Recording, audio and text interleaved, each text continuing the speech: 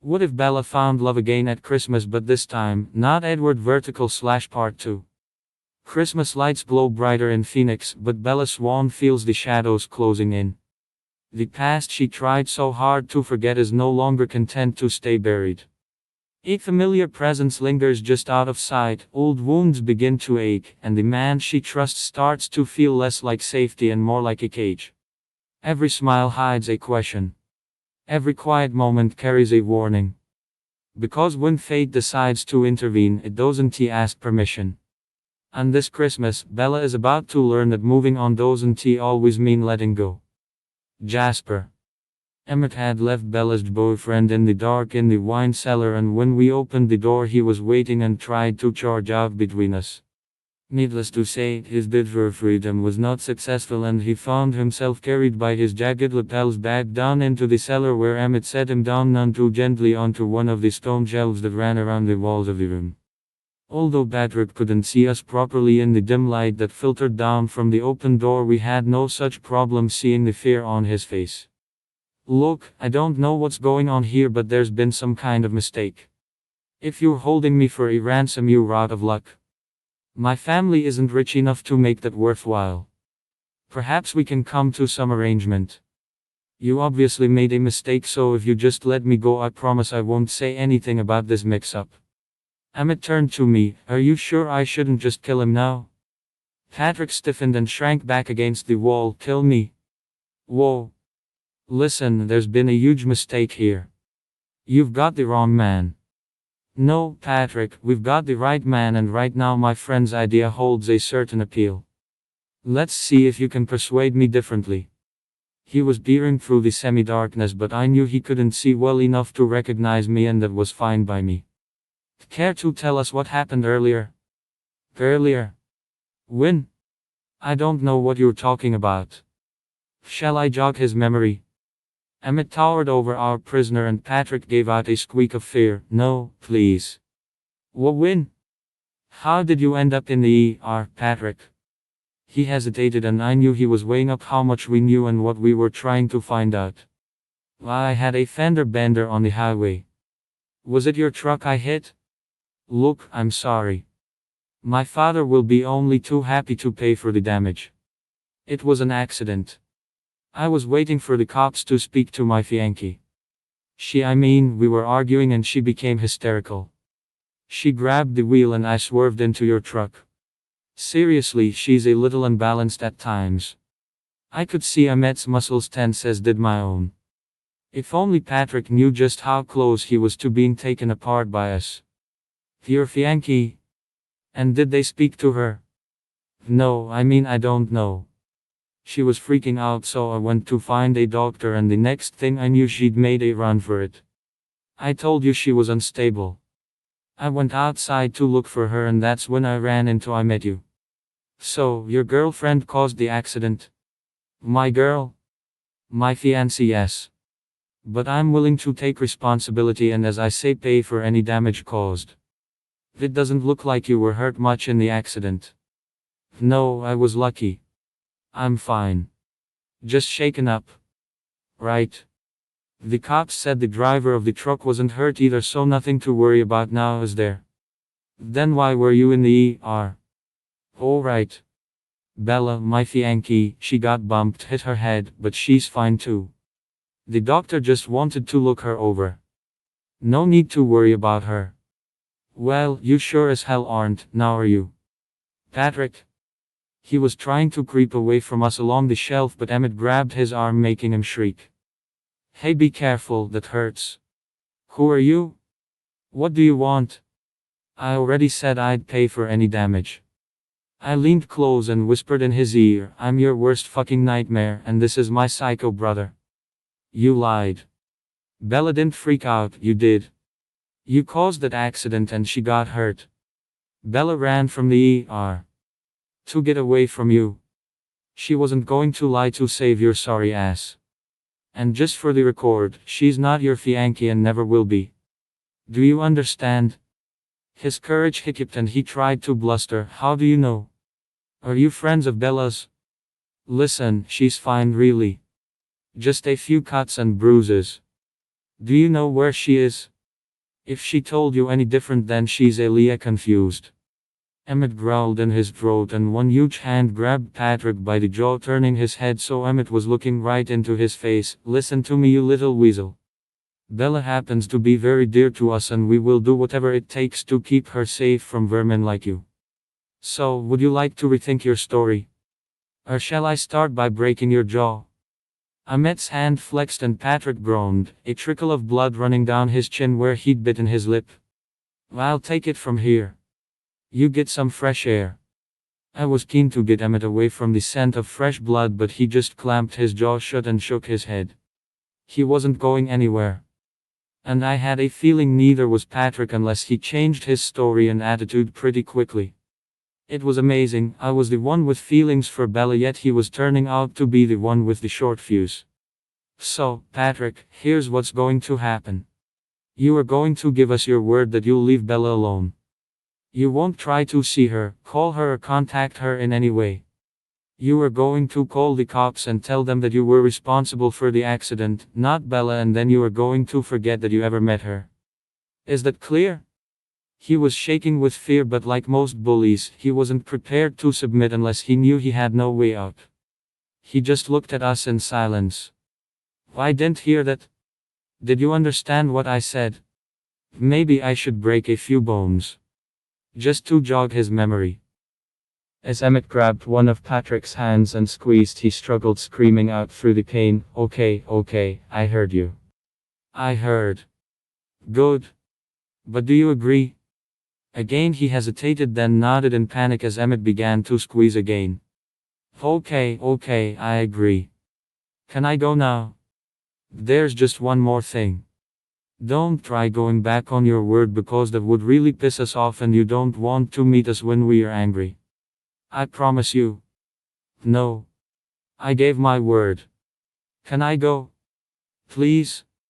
He was almost in tears, cradling a badly bruised hand and wiping blood from his chin. You got off lightly because it's Christmas and Bella's soft-hearted. Next time she won't even know we spoke. Oh, and don't think you can run or hide, because we will find you. Emmett towered over him menacingly again. Yeah, and that would be a really bad move on your part. You don't want to even think about what we'll do to you then. I smelled ammonia and realized that Patrick had pissed himself with fear. He wouldn't be talking to anyone about Bella, nor would he contact her again. Right. Well, now that's cleared up, let's get you home. I pulled my punch, hitting him on the hinge of the jaw and knocking him clean out. He wouldn't be able to eat or talk much for a few days, but that was no bad thing. Best of all, he had no idea where he'd been taken or who we were. Time to take the garbage out, I think. Emmett swung Patrick over his shoulder, managing to crack his head against a wooden shelf as he did so. He patted Patrick's thigh. Whoops. Sorry, man. Emmett took Patrick's unconscious body out to the garage and bundled it into the trunk of the car while I went to tell Rose that we were taking him home. Oh no, you're not, Jasper Hale. You are staying right here with Bella, where you belong. I'll go with Emmett. You two have had all the fun so far. Now go. She pushed me towards the stairs just as the front door opened and Esme swept in, looking concerned. Oh, Jasper. I thought I might be too late, but I couldn't get away any sooner. I'm so glad you're still here. Rose, what is going on? It smells like Christmas punch in here. Rose smiled sweetly. Jasper will explain. Emmett and I have a small errand to run. Bye, Esme. As she turned to leave, she gave me a wicked grin and then was gone. Esme took off her coat and draped it over the banisters. What's all that about? I glanced up the stairs, then grimaced. It's a long story, Esme. Tell you what. Come with me, I've got something to show you. Downstairs again. A few minutes later, I noticed that Esme was beaming. She saw my look of incomprehension and gestured for me to join her on the couch. I told you that Bella wouldn't stand you up. Here she is, and I know you two have spoken. I can see you looking far happier than you have for a very long time. Bella's going to be fine, but she will need looking after for a while, and that's perfect. It looks like I'm going to get my family Christmas after all. Esme, just because Bella is here doesn't mean She put a finger to my lips. Jasper, given gracefully. You two were meant for each other. I just hope Emmett and Rose haven't gone out to find Patrick. Aw, no. Not exactly. I told her what had happened and she nodded her approval. Well done. I think you two have put him in his place. I think I'll call Rose and ask her to bring some of Bella's things here for her. We heard Bella stir and I went up to see if she was okay, leaving Esme to speak to Rose.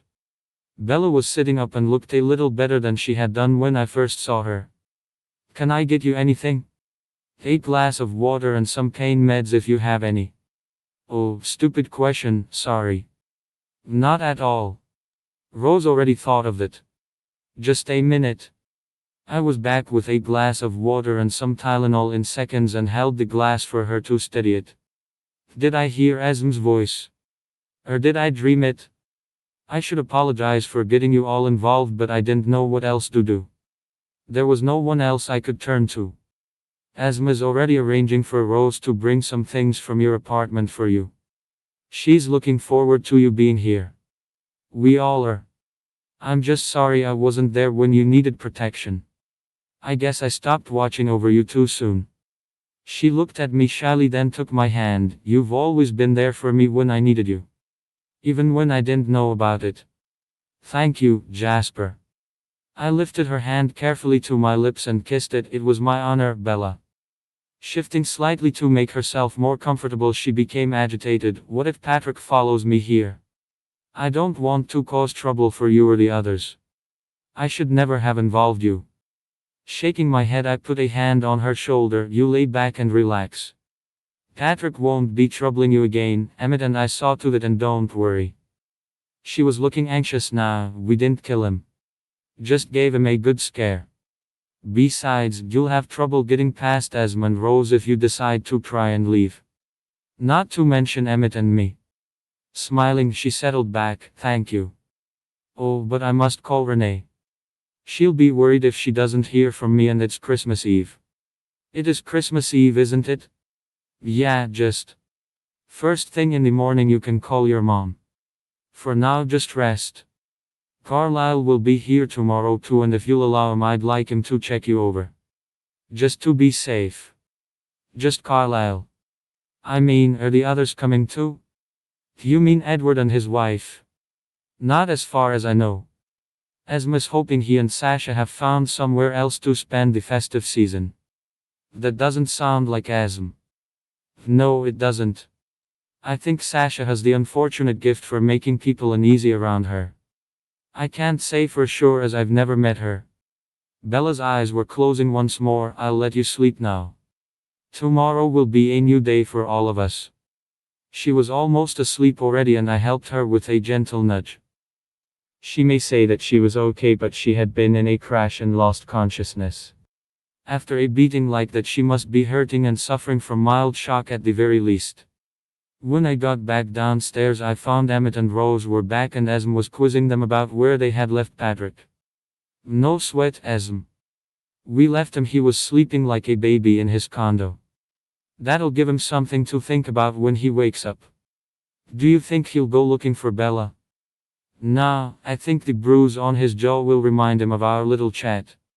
Besides, I made a quick call to the cops anonymously and told them that Patrick was responsible for the accident. That should keep him busy for a while. I think he was supposed to go to the mountains with the family for Christmas. That might get put on hold. It will serve him right. Anyway, enough of that. It's almost Christmas and we're all together. Can we please open the windows for a while and get rid of some of these smells? Then in the morning, we'll finish decorating outside. I want everything to be perfect this year. Esme left Emmett to open the windows and dispel the cloying odors while she took Bella's things upstairs and put them away for her. I would have offered, but she was so happy to have Bella here and mother her that I didn't want to spoil it. You look like the cat that ate the cream, brother. I glanced at Rose, who was eyeing me over her magazine. I have no idea what you're talking about. I hope you aren't going to keep us all in suspense too long, Bella, either. It's plain that you are madly in love with the girl. So, just ask her. Look, I've only just started talking to Bella. I can hardly jump in with such an important question this early. Sure you can. When two people belong together it shows and they both know it. If you don't pop the question soon then I'll do it for you. I glared at my sister. You are going to stay quiet. I don't need any help, thank you. We'll see. She disappeared behind her magazine once more but I could hear her laughing softly. It seemed that everyone in the house was waiting for me to make a move, everyone except Bella. I wasn't entirely sure what she was expecting. A dance was one thing, a proposal another entirely. Bella. I ached all over when I woke up and groaned as I crawled out of bed, but after a shower, which was fun with a cast on my arm, I felt a little better. That is until I tried to dress. I couldn't bend because of this wrapping around my ribs and sat on the edge of the bed wondering if it would be okay to go downstairs in a robe. There was a tapping on the door and Rose popped her head in. I wondered if you might like some help getting dressed. I was so relieved I could have kissed her, thank you. I thought I might have to spend the day up here. With a bright smile, Rose helped me pull on a sweater and then looked at my jeans. I should have put a bit more thought into packing for you. I don't think we'll get those over your bandages. Just a minute, I've got a long skirt you can borrow. Thanks again. I feel so helpless. She was back in a minute with a long corded skirt which went well with my red sweater. Let's see. She walked around me, brilliant. I'll just brush your hair for you and we can join the others. As she brushed my hair I watched her in the mirror. I don't think I thanked you for coming to my rescue last night. You did and it was our pleasure. Actually, I'm glad we have a few minutes alone together. I wanted to apologize for the way I treated you in Forks. I just didn't want to see you waste your life on Edward. He wasn't worth it. I never disliked you, Bella. I smiled. I'll take your word for that. I'm glad we met up again. Me too. Let's hope it's just the beginning of a very long friendship. She glanced at me wearily but I think she knew what I was referring to. Downstairs I found breakfast waiting, along with Jasper. Esme and Emmett sent their apologies, they went to collect Carlisle from the airport. I sat and ate breakfast while Jasper and Rose argued over the best Christmas film of all time. Rose turned to me as arbiter. Well, let's ask Bella. What's your favorite? I swallowed down my last bite of toast and thought about it. It's a Wonderful Life, I guess. I used to watch it with my dad when I spent Christmas with him. Which reminds me, could I use the phone? I really need to talk to Renee before she sends out a search party. Sure. You can use mine. We couldn't find yours last night. Thanks. They disappeared outside explaining they had to put up the twinkle lights and giant inflatable figures that Emmett had brought back with him from their latest trip, and I dialed Renee's number hoping at the same time that she might be busy. Hello? Mom, it's me. Bella. Where have you been? I've been worried sick. Patrick said that you had an accident yesterday and then you just disappeared. What were you thinking of? He sounded worried sick and then I got another garbled message. He wanted to know if you had any connections in the underworld. Perhaps you can explain where you were and why he should be kidnapped and threatened by friends of yours. I took a deep breath then wished I hadn't as my ribs complained loudly. I had no idea what Patrick was talking about, although I could imagine two people who might be responsible if he had been threatened. I'm sorry. I think he was exaggerating. Did he tell you he was responsible for the accident? There was a short troubled silence. Well, no. Did he tell you that I was the one who ended up in the ER? He said he insisted that you go to the hospital to be checked out. He told me you had a few bruises and bumps. I don't suppose you'll be skiing, but a rest at the chalet will do you good. Then Patrick said you two would fly to Boston for the new year. He said you'd have some news for us too. I'm so excited, Bella. She was unbelievable. Mom, Patrick and I are through. He must have forgotten to tell you that in my bumps and bruises are some fractured ribs, a broken wrist and a deep gash in my leg. That must have been the news he was keeping for you. That quietened her for a moment. Really? Why wouldn't he have told me? Are you okay? Where are you, Bella? Should I fly out? No, I'm fine, Mom. I'm staying with friends, but I won't be flying to Boston with her without Patrick. I'm sorry. Which friends? I didn't know you had any friends apart from those you and Patrick shared. There was a short pause and then she groaned. You're with them again, aren't you? The Cullens. Oh, Bella. You finally had someone who cared about you and now you're giving him up for that family. They ruined your life once. Are you going to allow them to do it again? I knew I should have come to Phoenix the moment you mentioned that name. Call Patrick right away. For God's sake, use some common sense, girl. Mom, I only rang to tell you that I'm okay. I'm spending Christmas with Esmond Carlisle. You should know that Patrick isn't the paragon of virtue you seem to think he is. You disliked Edward because he was so controlling. Well, newsflash, Patrick was just the same, and I'm sick of being told what to do and of being taken for granted. I'll call you on New Year's. Merry Christmas to you and Phil. I have to go now. Bye, Mom. I knew if I hadn't cut the call short, Renee and I would have argued, and I didn't have enough energy for that. As it was, I felt tired, stiff, and the pain in my leg was making me miserable. All I needed was a lesson in humility from her. I limped over to the window to watch Rose and Jasper putting the twinkle lights around the front of the house. It certainly helped that they could jump into the trees and walk along the roof without worrying about falling. I couldn't help smiling at the inflatables. Emmett must have bought up the entire store. There was Santa, an entire herd of reindeer, a snowman, a giant robin, a dinosaur wearing a Santa hat, penguins, and a few others I couldn't see clearly. I was pretty sure the house would be visible from space once everything was switched on. Seeing me watching them, Rose and Jasper waved and she beckoned them inside. I was glad. I didn't want to be alone after the words I'd just exchanged with Renee. Yeah, Bella, you tell yourself that. You're just glad that Jasper is coming in to be with you. It's a shame we won't get any snow. Emmett loves making snowmen. Would there be room out there for more? Jasper grinned and it took my breath away. He was so handsome. How had I missed that before? I guess my eyes had been fixed firmly on Edward at the time. Sure, Edward had a beautiful face, but it was an ethereal beauty, a boy's good looks. Jasper had a more mature look about him. He had lived, fought in a war, and seen a lot since becoming a vampire. Edward had seen nothing. He was a boy when Carlisle changed him and had remained a boy ever since. It wasn't his fault, but it certainly showed once you compared the two. Realizing that he was watching me, I blushed. Thank goodness he couldn't read my mind. So, how did your call go? I sighed. About as well as I expected. Patrick got in first with his version and complained that I had some of my underworld friends pay him a visit. What did you do to him?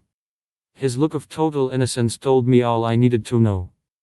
Anyway, she's not happy. Do you want to spend Christmas with your mom? We might be able to get you to Boston if. No. Realizing that I had overemphasized the word, I blushed even more. Sorry. No, I'd rather be here. As he smiled again, I could tell that he'd been worried about my answer. Did he want me to be here as much as I wanted to be?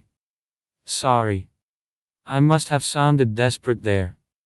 He shook his head and took my hand. Actually, I was relieved to hear that. I didn't want you to go. I'd like a chance to spend some time with you. I grinned. I thought you'd spent the last few years with me. He grimaced. You make it sound creepy. What I mean is that I'd like to spend some time in your company, and to be honest, I think you might have found it difficult to get out of the house. I'm not the only one who wants you to stay. I took a deep breath. Maybe, but you're the one whose wish matters to me. He gazed into my eyes and I felt my heart skip a beat. Bella. Before he could finish the sentence, there was a noise at the door and I realized that the others were back with Carlisle. Later, Jasper whispered and squeezed my hand before getting up to greet the arrivals. I found myself overwhelmed by Carlos's kindness and concern for me as he checked my leg while apologizing for the hurt the family had caused me back in Forks. I'm truly sorry that I allowed myself to be persuaded by Edward's words. I was wrong, and I'm so glad that Jasper refused to be bound by my stricture against watching over you. Esme turned out to be the wiser of us and the more compassionate. I must take a lesson from her. He finished dressing my leg and smiled. You'll be fine, although I fear that's going to leave a scar. I'm still upright and breathing, so I'll take it as a win. And thank you, Carlisle. I think I should have realized that Edward and I would never work. I'm just glad things turned out okay in the end. Esme told me that he's married. Carlisle raised an eyebrow. Is that all she told you? I smiled. Yes, but I understand she's not keen on his wife. He sighed. I think the feeling is mutual. Luckily they live in Rome most of the time. Don't you miss Edward? You were very close. We were, yes, but I've finally realized that he has his life to lead. I have Esme and I intend to spend a lot more time worrying about her in the future. But enough about me. I understand you are our guest of honor for Christmas. You may live to regret that decision. Emmett has only gotten worse, as you may have noticed. We appear to be surrounded by half the world's supply of plastic in various guises. I laughed. That's fine by me. I'm actually looking forward to the festive season now. Esme tapped the door and looked in. Carlisle, have you finished yet? I think so. Why? Then will you please speak to Emmett? He's hired some snow machines and I think he intends to bury the house and us with it. Carlisle glanced at me and we both burst out laughing. It seems my diplomatic skills are needed, Bella. As long as you rest that leg you'll be okay, and I think I can guarantee you'll be doing that with the whole family watching over you.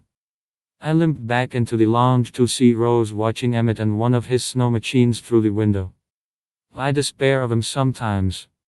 As far as Emmett is concerned, it isn't Christmas unless everywhere is white. It would have been cheaper to fly to Alaska. Looking out, I saw Carlisle remonstrating with Emmett, who was busy filling a large box with liquid. He isn't really going to spray the whole house, is he? Rose snorted. No, of course not. Emmett thinks bigger. He intends to spray the house, the grounds, and anyone who comes close. Look. Turning back to the window, I saw he had turned the machine on Carlisle, who was slowly disappearing in a whiteout. Rose sank onto the couch beside me. So, what did you and my brother talk about while I was busy? I shrugged. Nothing. At least nothing important. She sighed and put a hand gently on my knee. Bella, Jasper is a little slow sometimes. You do know that he's crazy about you? I felt my cheeks begin to burn. He hasn't said as much. Well, do you like him? Of course, I like all of you. She rolled her eyes. What is it with you two? A simple yes would have sufficed. If one of you doesn't make the first move soon, I'm going to hang a huge banner down the stairs popping the question. It's Christmas, Bella. A time for magic and romance. Just tell him how you feel. So, you wouldn't be against me dating your brother? Only I remember the last time. She laughed. I explained that I'd be thrilled and I know Esme would be over the moon. I smiled. Then I guess I'll have to try to get him alone. Great. I know, we're going to Midnight, Massachusetts, a family tradition. You can't go, not with that leg. It must be very painful. Actually, it's feeling a lot better. I saw the exasperated look on her face and hastily changed my mind. No, you're right. It's quite stiff and sore. The frown turned to a smile. Then I must make sure you have company while we're out. Leave it to me. You're enjoying this, aren't you? She beamed, loving it. Romance at Christmas is my favorite mood. I'll get some mistletoe hung up too. I might even get Emmett to catch me under it if I'm lucky. It was my turn to snort. Emmett doesn't need any excuse. He's crazy about you, Rose. She grinned, tossing her long blonde hair over one shoulder. I know, but it's still fun to be courted. Carlisle came in at that moment and we both burst out laughing. He was partially covered in fake snow which was slowly evaporating in the heat. I have told Emmett that the machine won't give him snow on the ground, only a snowfall, but as he's bought 3 of the machines and enough fluid to last 24/7 for the next 7 days, I have given in gracefully, and I have to admit it does look realistic. Looking out the window, it did look like snow was falling, although the sun did rather spoil the magic. I did however persuade him to switch it off until it gets dark. Next, he'll be checking that Santa can get down the chimney. I could imagine Emmett doing just that, and Rose smiled indulgently. Do you remember the year he left out cookies and milk for Santa and Jasper arranged sooty footprints from the fire to the tree and back? Yes, and Esme was not happy. It was a new carpet if memory serves me. And then Emmett had to follow the cookie crumbs across the roof to find his presents. They both laughed. Jasper had left him a note telling Emmett that he was on the naughty list along with an empty plate and glass. I remember Esme had joined us, and the fight they had in my dining room with those guns with the foam bullets. The table was an antique. In Emmett's defense, Jasper had hidden all the batteries for his remote control cars. I must have looked shocked because Rose shook her head. I don't think Bella believes us. It's not that. I just find it hard to imagine Jasper acting like that. Esme snorted. You mean acting like a 5-year-old? Oh, Bella, don't be fooled by that angelic expression. They have me tearing my hair out at times. Jasper is a playful brother. I just couldn't imagine it. When he'd been with Alice, he had always seemed so reserved and quiet. Just wait, Bella. You think it's all peace and goodwill to man here in the Cullen house. You were in for a bit of a shock. Jasper and Emmett appeared then, bickering quietly, and Esme and I went to the kitchen to get me something to eat. I was amazed to see the cupboards full of food. Well, I couldn't see you go without your Christmas dinner, and everyone came up with ideas of things you might like. I wasn't sure about the baked goldfish s'mores. You can blame Emmett for those. I'll never eat all this. Oh, the refrigerator's full too, but don't worry. We'll donate anything left over to a food bank. I was glad to hear that. There was enough food here to feed a small nation. Bella. I was having so much fun. I hadn't been looking forward to Christmas with Patrick's family because the season didn't mean the same to them as it did to me. The guys just wanted to eat, drink, and discuss all the deals they had done that year. They couldn't even leave business alone for one day. Of course, the alternative was to sit with Magda and listen to her tedious stories about her friends' indiscretions. I had never met anyone who gossiped as spitefully about people she called friends. Here it was as if I had been transported back in time to when the festive season meant just that, being cheerful and celebrating being among family and friends. They just wanted to enjoy themselves, and the financial side of it meant nothing. They sat together playing cards and everyone cheated outrageously. Then Emmett vanished only to reappear with a guitar which he handed to Jasper and a mouth organ for himself. Okay, we're taking requests. Bella, choose a song. What I didn't realize was that although they would play the music, we were expected to sing. I felt very self-conscious at first, but it soon became clear that no one cared how good or bad you were. And much to my relief, Carlisle was even more tone-deaf than me. Seeing my laughter, he grinned. It's the one thing becoming a vampire didn't help me with, I'm afraid. No alcohol was involved, but the songs got sillier and sillier until everyone was rolling around laughing. I had never heard Grandma got run over by a reindeer before, so I couldn't judge how much improvisation was involved, but my ribs were hurting by the time Emmett finished. Next, he insisted that he and Jasper sing Santa Got Lost in Texas, with Emmett taking the part of Santa. When Jasper started to sing, I remembered the soft southern drawl he had exaggerated when dressed up for the Halloween party. He did make the most beautiful sound. This was a side of the family I had never seen before. When I visited with Edward, he would whisk me up to his room or play the piano for me. They had somehow never seemed like a real family except for the time I joined them to play baseball. I had thought it was an unusual event, but it seemed they truly were a family, not just a collection of friends pretending to be. Right. Snowball fight. Pick sides. Bella, you can be the referee. I frowned, looking outside. Did I miss something? Emmett, there's no snow out there. Emmett grinned. Use your imagination, Bella. We don't let a little detail like that stop us from having fun. So, you're going to use imaginary snowballs? I wasn't sure how I was supposed to referee that. Where's the fun in that? No, come on, Jazz. Let's get the guns. Rose giggled when she saw the alarmed look on my face. It's okay, Bella. Emmett's got a collection of those guns that fire foam bullets and he's adapted them slightly to fire the foam soaking wet. They use paint, white paint. Right. Of course, I should have realized. Silly me. Carlisle withdrew. I'll keep Bella company. That leaves Esme to partner with Jasper. Time limit, 1 hour, and no leaving the grounds. As Jasper followed Emmett out checking the mechanism of his gun, he leaned down and kissed my cheek. Wish me luck. Go get em, cowboy. Emmett snorted. No chance. Take a good long look at pretty boy there. Next time you see him, he's gonna be dripping white. As they disappeared outside, I turned to Carlisle. Are Christmases always like this? He nodded. Pretty much. In fact, most times are like this.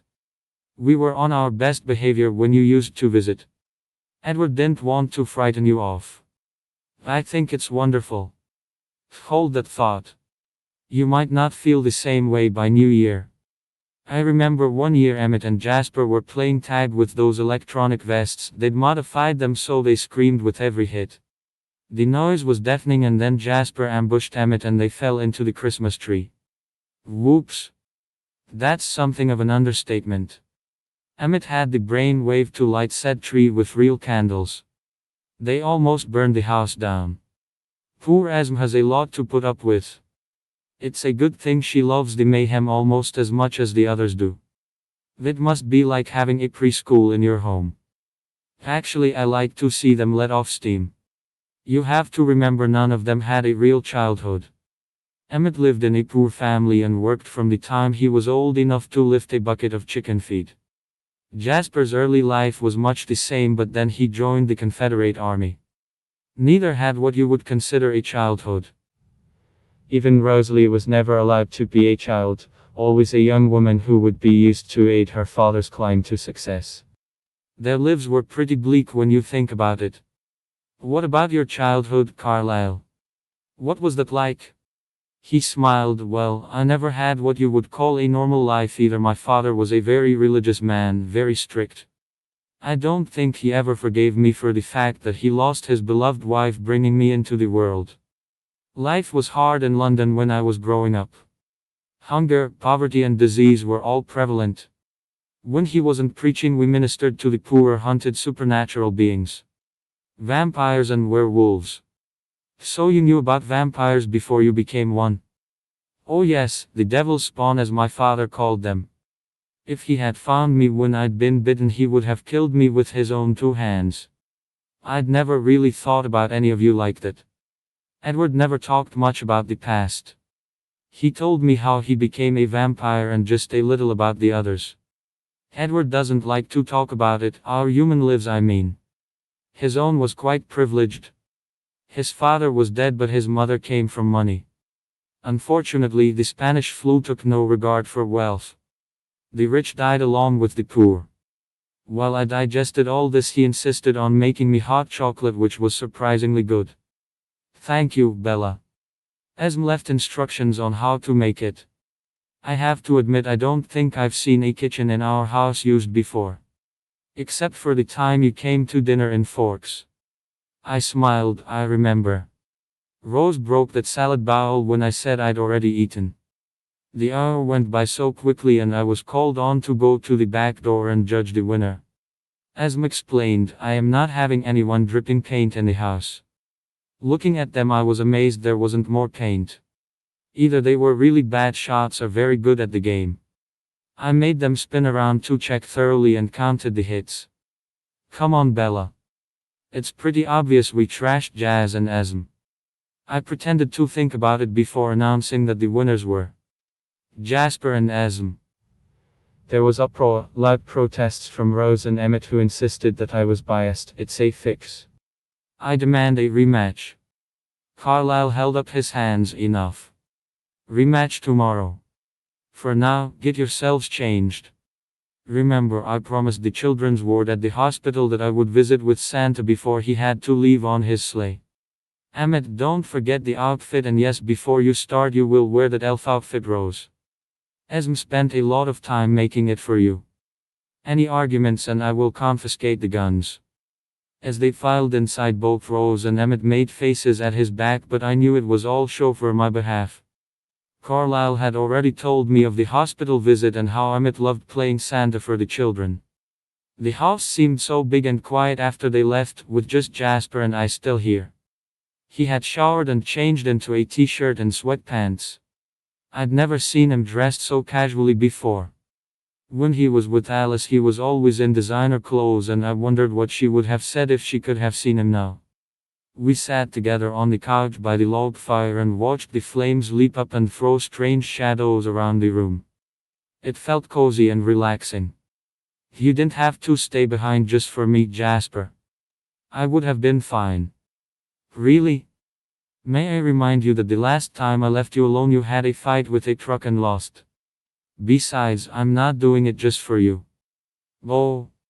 Well, whatever the reason, I'm glad that you did. He slipped an arm around my shoulders and I shivered in delight. I think you know why I stayed behind, Bella. I swallowed nervously. Maybe.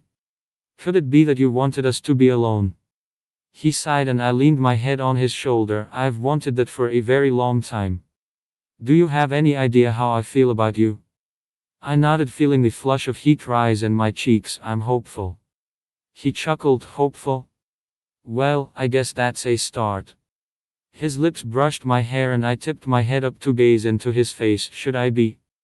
His eyes were suddenly dark, but I knew it wasn't thirst that was responsible. Well, let's see, shall we? Our first kiss was so sweet that I never wanted it to end. Luckily it wasn't the only one, and soon we were wrapped in each other's arms, the world outside forgotten. That Christmas Eve wasn't long enough as we lay together on the rug in front of the fire, absorbed in each other. As we kissed and caressed I felt my desire rising and struggled to keep control of my body, which ached for more. Bella Swan, you have no idea how long I've wanted to be with you. It drove me crazy watching you with that idiot Patrick. I thought about that, how difficult it must have been to see us together night after night, and blushed furiously. Suddenly I wished I couldn't think that. If I'd known you were there, Patrick wouldn't have stood a chance. Then I wish I'd contacted you earlier. Am I forgiven? I kissed him again, this time allowing my lips to follow the line of his throat. His skin felt cool but not as cold as Edward's had, and I wondered why. There was something about being in Jasper's arms. It felt as if this is where I'd always belonged. You know I'm never going to let you go, Bella. I will always be right here with you to love and cherish you. And keep me safe. I can't promise that you'll be safe from me, but yeah, I'll keep you safe from the rest of the world. That's good. I can't think of anywhere I'd rather be. Just promise me it will never end. How could it, Bella? I'm in love with you. Those few words sealed my fate. I love you too. I just wish I'd understood that sooner. I was a blind fool. I stroked his cheek and ran my hands over his chest as he gasped and nuzzled my neck. Here I was alone, with a vampire's teeth grazing my throat, yet I had never felt safer. Asm told me that the Christmas season was magical. She knew all the time, but I refused to accept it. I kept thinking of all the things he could give you that I couldn't. I put a finger to his lips. It's not about things. It's about the person. I know that you care about me, that you will always care about me. That nothing will ever mean more to you. Just like I know that no one could ever come between us. You are my soulmate. Something I thought I would never find. The other half of me. Even as I said it, I knew it to be true. I would never have to wait around or come second to anyone or anything where Jasper was concerned. How could I ever doubt the man who had put aside 4 years of his life to keep me safe without asking anything in return? That was true devotion, something that Patrick could never understand. How close I had come to throwing my life away on him. It scared me to think about it. I owed Asm for my happiness, Jasper and I both did. Bella, I know what I'm asking of you and I believe that you understand too. Will you be mine? Would you stand at my side for the rest of your life? I looked into his eyes as I answered without hesitation, if you'll have me then I would be proud to stand at your side for all eternity. I couldn't give myself to you knowing I would eventually grow old and die. If you mean what you are asking then it has to be for all time. Ironically, it was more or less the same thing I had told Edward only to discover that he didn't want me to join him in his world. I waited with bated breath for Jasper's answer. If that's what you want, then yes, but I won't rush into it. You and I are destined for each other. Let's just enjoy these first few weeks then yes. I'll marry you and turn you and feel blessed to do so. I began to cry, it was exactly what I had wanted to hear. As he wiped away my tears I whispered, did you just propose to me, Jasper Hale? It's Whitlock, not Hale but yes, I guess I did in a way. We kissed again and I found myself wanting him so badly that I knew he could feel it, but he got up and pulled me to my feet. The others will be back soon and there's something I want to do before they get home. Wait there, just a minute. He was back before I could get my breath back and sank to one knee before me. Bella Swan, will you do me the honor of becoming my wife? I nodded, crying again with happiness, yes, Jasper. He smiled and pulled from his pocket a small black box. Opening it he removed a simple gold engraved band. It was obviously very old and I loved its simplicity. This is all I have for now. It was my mother's wedding ring. We can go and buy a new one as soon as the stores reopen. I shook my head, no. It's perfect. As he slipped it on my finger I realized that it fitted perfectly. It must be a sign. I held out my hand to admire the band and it looked as if it had always belonged there. Standing up Jasper pulled me into his arms, Merry Christmas, Bella. As we kissed I heard the sound of the door opening, it was the others back. It was Christmas Day, a perfect Christmas. As soon as I saw my brother and Bella I knew Christmas had worked its magic. She was beaming while he looked extremely self-satisfied. I wondered if perhaps they had spent the evening in bed but it wasn't that kind of joy. Then I saw the ring on her finger and ran over to congratulate the happy couple. You did it, Jazz. Congratulations. Oh Bella, I am so glad for you both. Esme almost pushed me over in her eagerness to be next to admire the ring and congratulate the happy couple. I steered Emmett away knowing he would ruin the moment with a completely inappropriate comment as he always did. Of course it was impossible to keep him away for long and he was soon swinging Bella around the room. Luckily he had remembered her fragile state and was cradling her in his arms. Yes. We finally have you in the family, Bella. So, when are you tying the knot? Can I be your best man? Hey, maybe I can marry the two of you. It's easy to get a license to perform weddings these days, $20 online. Emmett put Bella down. We're not savages and I'm sure once Jasper and Bella have decided on their plans they will fill us in. Carlyle had a ring of authority in his voice although it was good-natured. I guess keeping this family in line must be hard work, just as he had intimated to me earlier. Eventually, Asm took pity on Bella and whisked her off for some breakfast. Once she was out of earshot I pulled Jasper onto the couch beside me. Well done, brother. You finally got around to doing it. I'm proud of you. Jasper grinned and I winked at him. Of course, you realize that she hasn't had any sleep for 24 hours so she could have been in a sleep-deprived coma. He grabbed a cushion and was about to hit me with it when the doorbell rang. Who the hell was that? We weren't expecting visitors, especially on Christmas Day. Bella. Esme made me sit down and gave me coffee and fresh toast. I'm so happy for you both, Bella. I don't think I've ever seen Jasper so relaxed and happy. I was starving and with a mouthful of toast, the best I could manage was a goofy grin and nod of the head. What do you think your mother will say when you tell her? I know she liked Edward. Swallowing down the toast which had suddenly become very dry I groaned, Renee liked Patrick too. I guess she is not going to be happy to hear that I've become involved with Edward's family again. Well, I can understand it. She's only thinking of you. It's what parents do. No, not my mom. She gets something fixed in her head and it's next to impossible to change her mind. The only good thing is that in a few days she'll be off on her travels again, and with luck, she'll be in darkest Africa or the foothills of the Himalayas or somewhere similarly isolated by the time we get married. Asm laughed. If she's any kind of mother, she'll make sure she's there to see her only daughter married.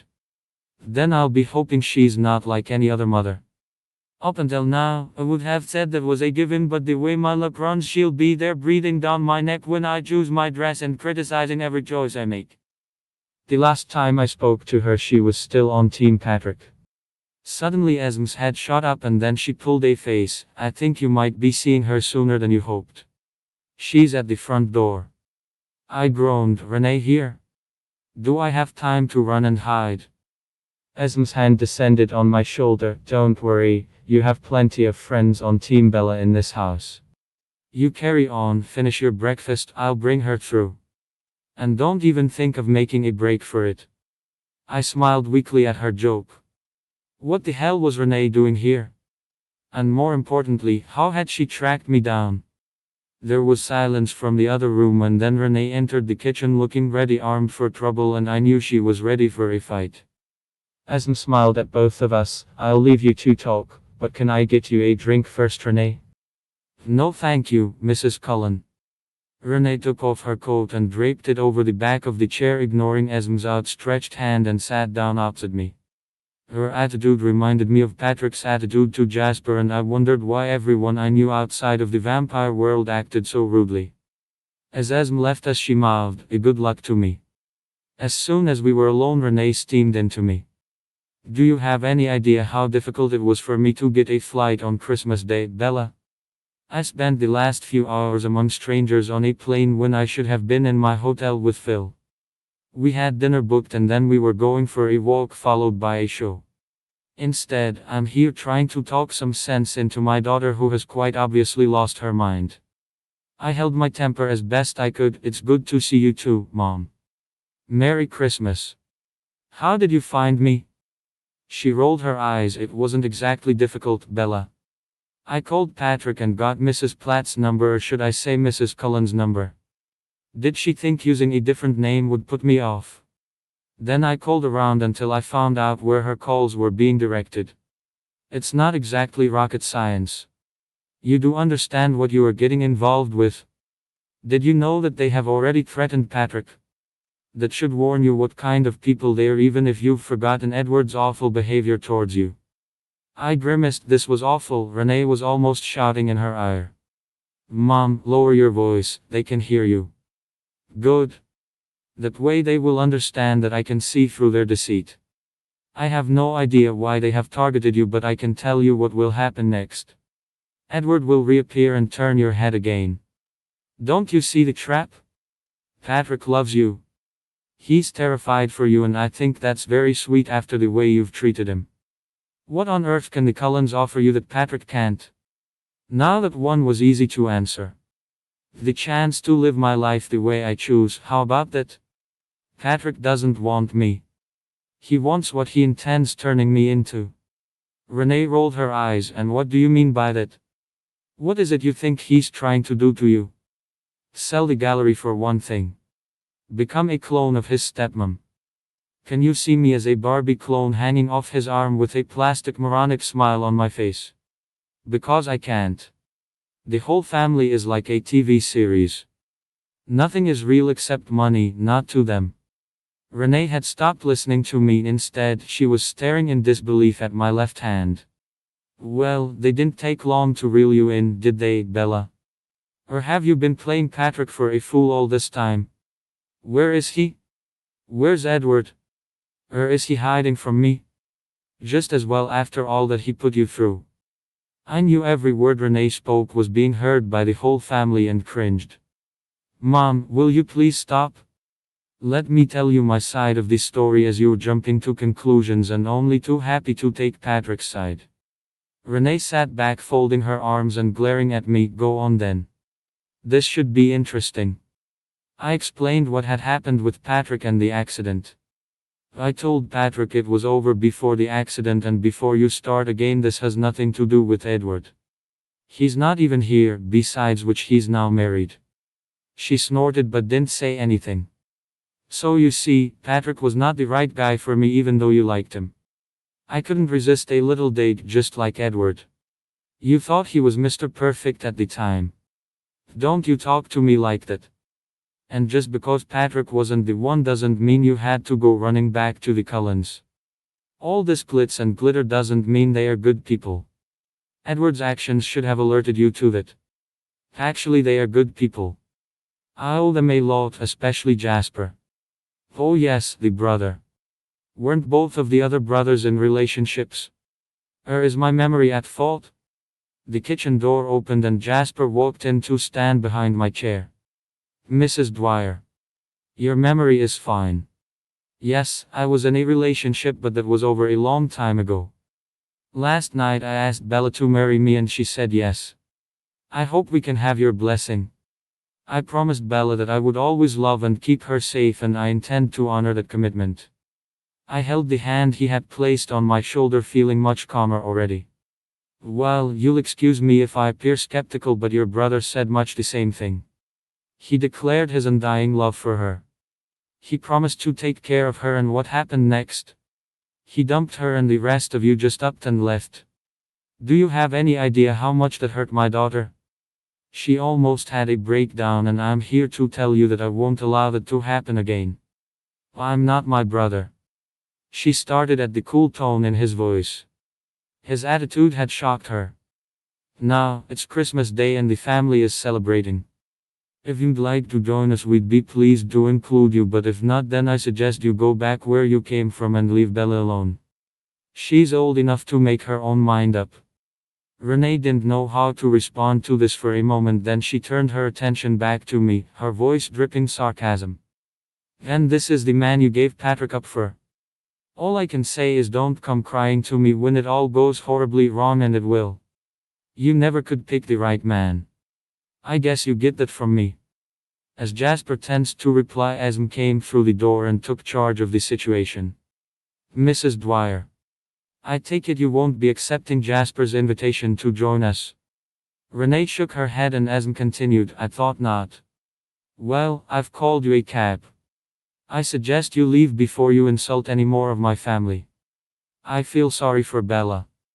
She really should be able to expect more support and understanding from her own mother. Renee glanced at me, but I was past talking. I was so embarrassed by her attitude.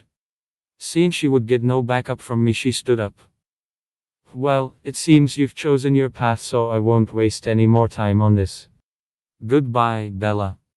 Esme held out Renee's coat for her and ushered her out of the kitchen while I found myself shaking, choked with anger and embarrassment. How could I ever look the family in the face again after this?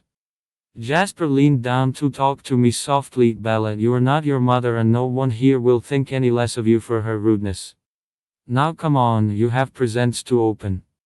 I felt myself redden as we joined the others in the lounge, but they were busy chatting and immediately included me. Not a word was spoken about my mother's visit. Esme stayed with her on the porch until the cab arrived, and I think the two had a little heart-to-heart because Esme was smiling when she joined us. Your mother is going to stay at Patrick's tonight. It appears he didn't go to the cabin for Christmas. I suggested a hotel might be more appropriate, but she ignored my advice. I did ask her what she meant about Patrick being threatened. It appears he told her that it must have been someone hired by us to intimidate him into staying away from you. When I pointed out that was a very serious accusation, she ignored that too. I wouldn't be at all surprised if we get a visit from the authorities regarding that.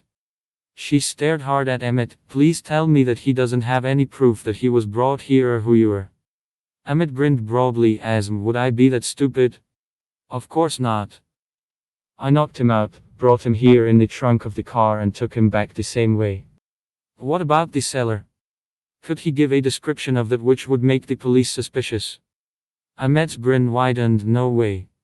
It was too dark. Anyway, I think we should pay him another visit just to remind him what we said. Carlisle shook his head. No more threats. I'm sure he just assumed it was our family because you told him to leave Bella alone, and he thinks Jasper is trying to snatch his girlfriend away from him, so who else would it be? Ex-girlfriend, Carlisle. Jasper lifted my hand so the ring glowed in the light. Sorry, ex-girlfriend. It might be wise for you to speak to him, Bella. Tell him how the situation stands and that way he can't delude himself into thinking you are being coerced.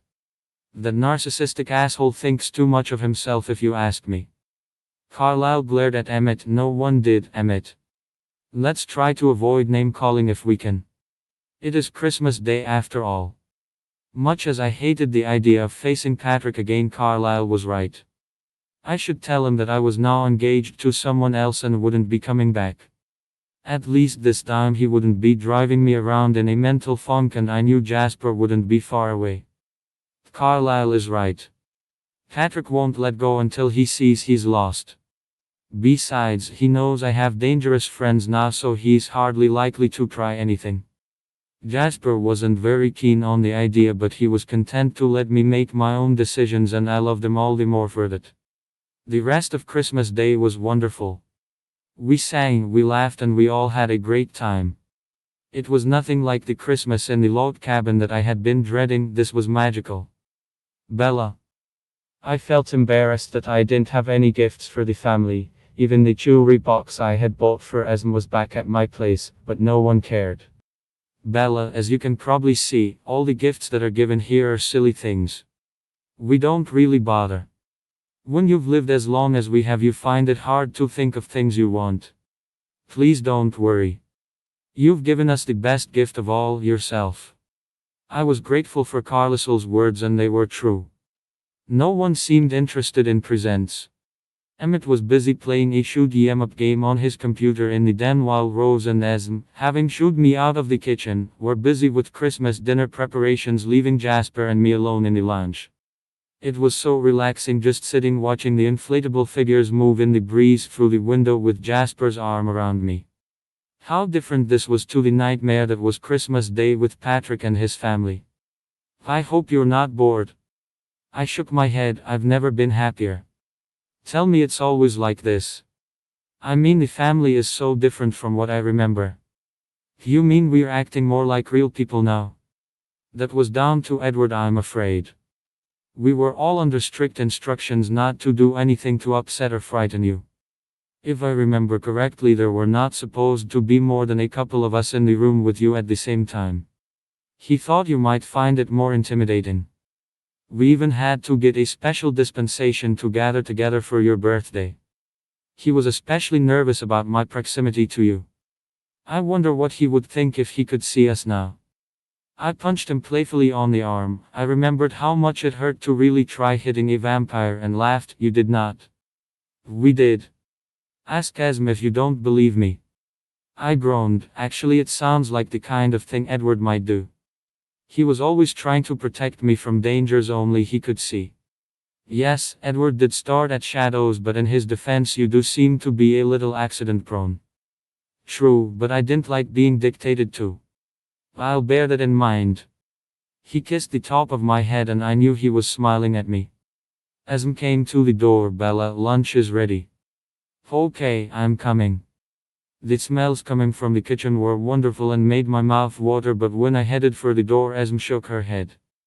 Dining room now. She opened the dining room door with a flourish and I gasped. The table was beautifully laid and everyone was seated waiting for me. Ha, you don't have to go to all this trouble. Emmett grinned with an evil twinkle in his eye. Why not? I love watching you eat and we get to pull crackers. Crackers? Emmett picked up a slim tube covered in gold paper and crimped at both ends. Yeah, I got them when we were in London. You pull them and they go bang. Oh, right. Rose burst out laughing at my mystified look. What Emmett means is that inside you find a paper hat, a joke and a gift. I think a joke is pushing it a bit, Rose. Only Emmett finds them funny. Emmett jumped to his own defense, arguing quietly with Carlisle as I sat next to Jasper and stared at the mountains of food on offer. Carlisle carved the huge ham and pretty soon the platters were being passed around. I'd thought that they were taking this whole make Bella feel at home to the extreme until I saw Carlisle take a bite of ham, chew and swallow it. I thought you didn't eat human food. We don't as a rule, but Esme has warned that anyone who doesn't join you for Christmas dinner will be in her bad books for the next decade, and we all know how bad that can be, so here goes. Emmett took a huge mouthful of mashed potatoes and nodded, not bad. I waited for him to spit it out, but he carried on as if there was nothing strange about a vampire eating dinner. I found myself eating a lot more than I would normally have done because we were chatting and laughing at the terrible cracker jokes and Emmett's story of their trip around Europe. Although I wanted to help clear up, Carlyle insisted I rest after dinner, so Jasper and I went upstairs. I hope they don't think we're. Jasper laughed. Bella, they wouldn't need to think. They could hear everything, and you heard Carlyle. I have orders to ensure you rest, so behave. We lay down on the bed, and within minutes of snuggling into his arms, I was asleep. Jasper. I heard a car enter the driveway and pull up outside the house. If this was Bella's mom back for round 2, she might find herself confronted by more than a mildly irritated Esme this time. Extricating myself carefully so as not to wake Bella, I went to the window and peered out. Oh no! There was a darkly tinted Mercedes parked up and 2 figures walking to the front door, Edward and his wife Sasha. That was all we needed, the irritating know-it-all and the troublemaker. Bella was not going to be happy, but I could hardly kick them out, and I knew that Carlyle and Esme wouldn't, even though they didn't particularly like Sasha. I watched as Carlyle went to greet them. Edward, why didn't you warn us that you were coming? We wanted to surprise you. We flew back late yesterday. His wife was looking in horror at the inflatables bobbing around in the breeze, and seeing her expression, Edward laughed.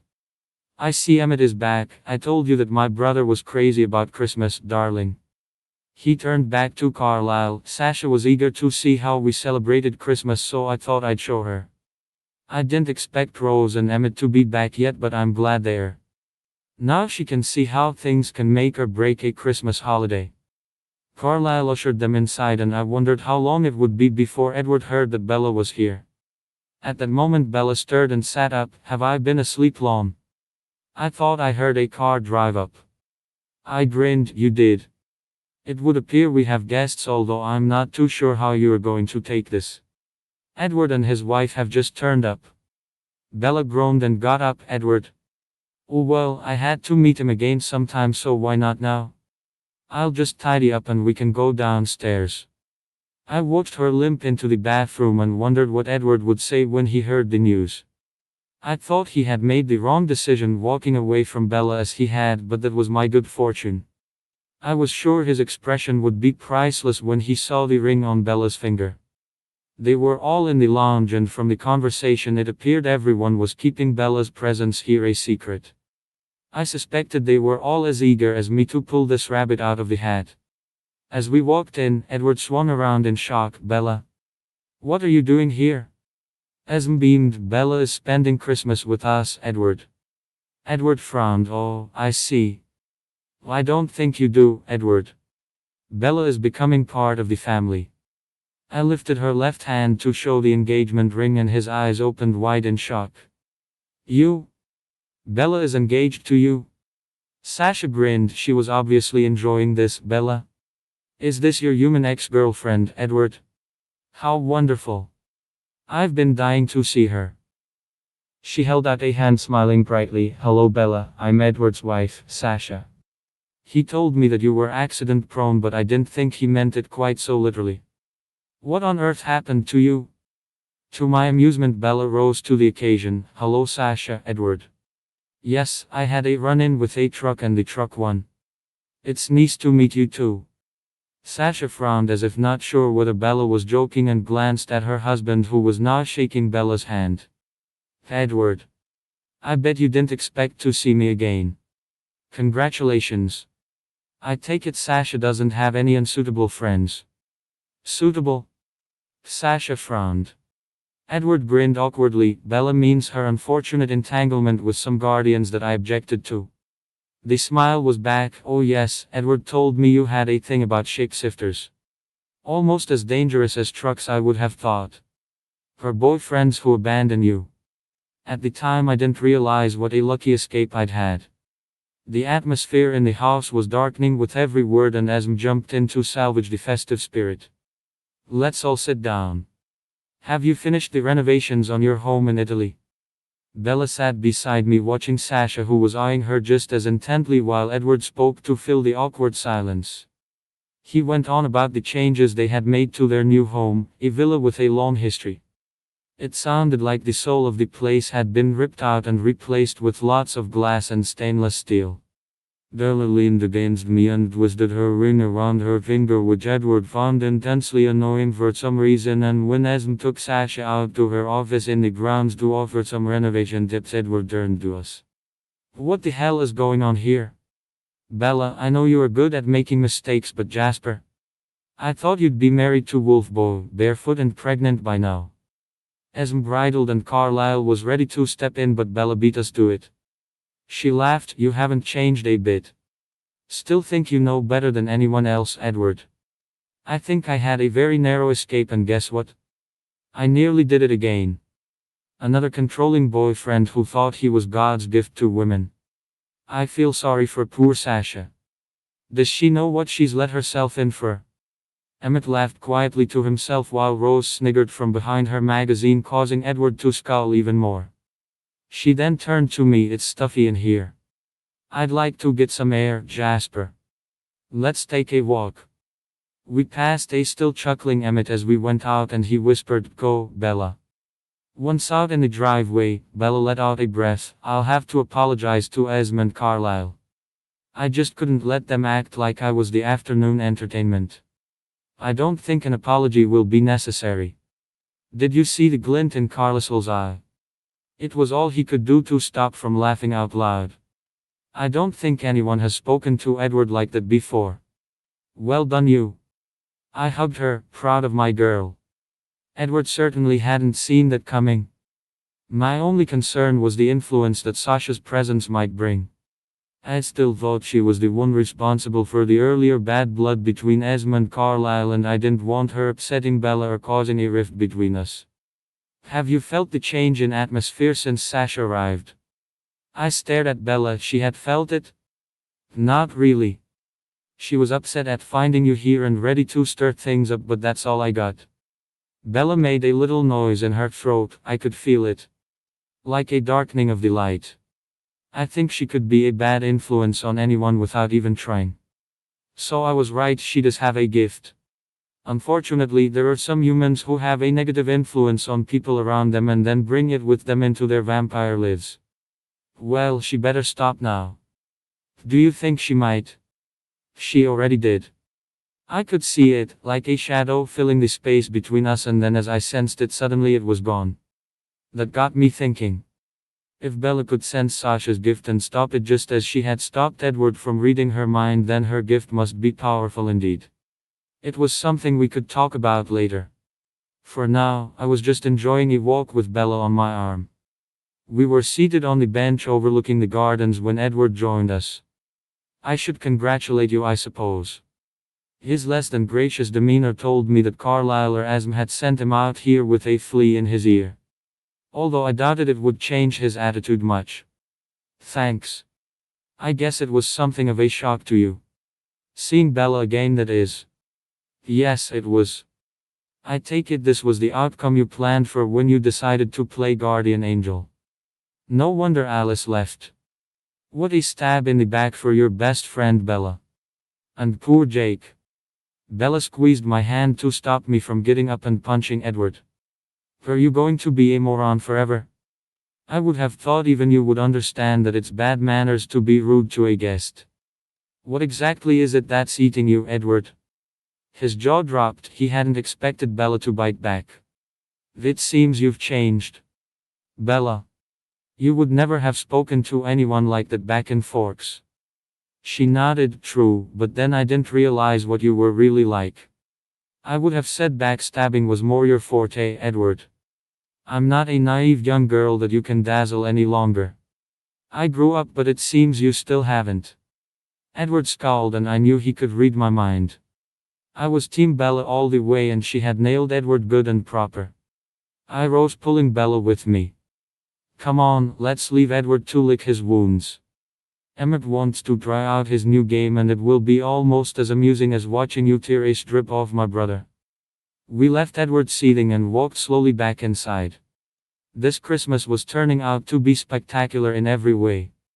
I had been staggered to find Bella at the house, and even more so when I discovered that she and Jasper were engaged. Sure, he had spent years protecting her from Victoria, but to fall in love with her. With my cast off? What the hell did she see in him? I could have understood if she had fallen in love with a vampire. She was strange like that. I remember her saying that she felt alive in my world. Surely she hadn't forgotten everything I had told her about him. Or was she just an adrenaline junkie? It annoyed me to see the rest of the family reveling in my discomfort.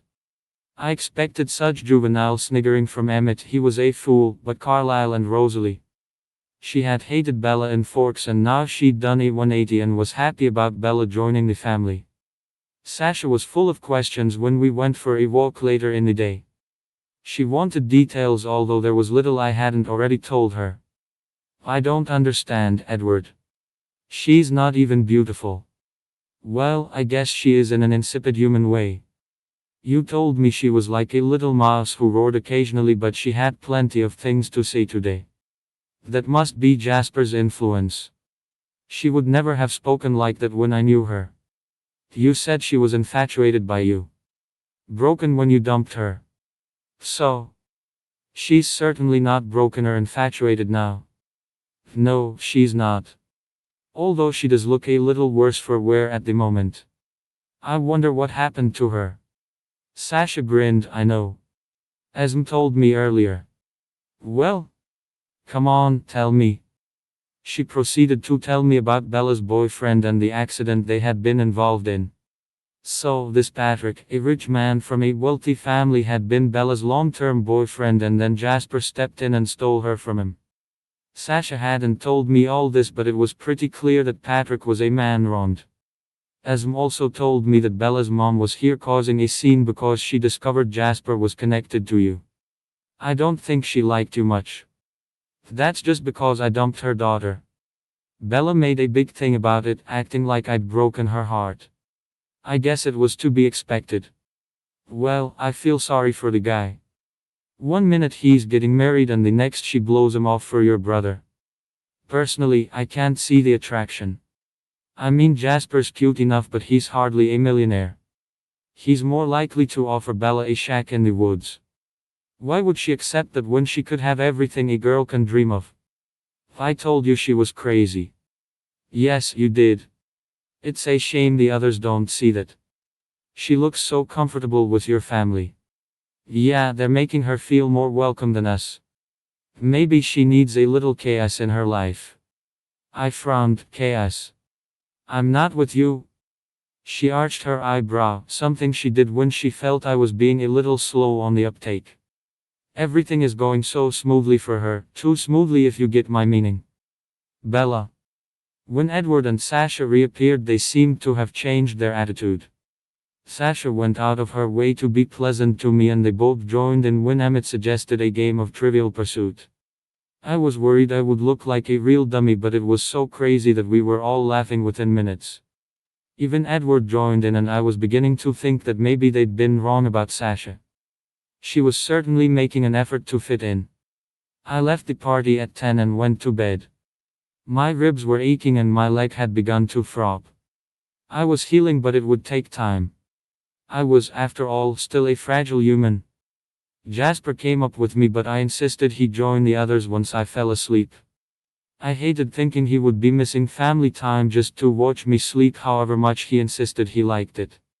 It was strange because Edward had enjoyed watching me sleep too. Was it creepy?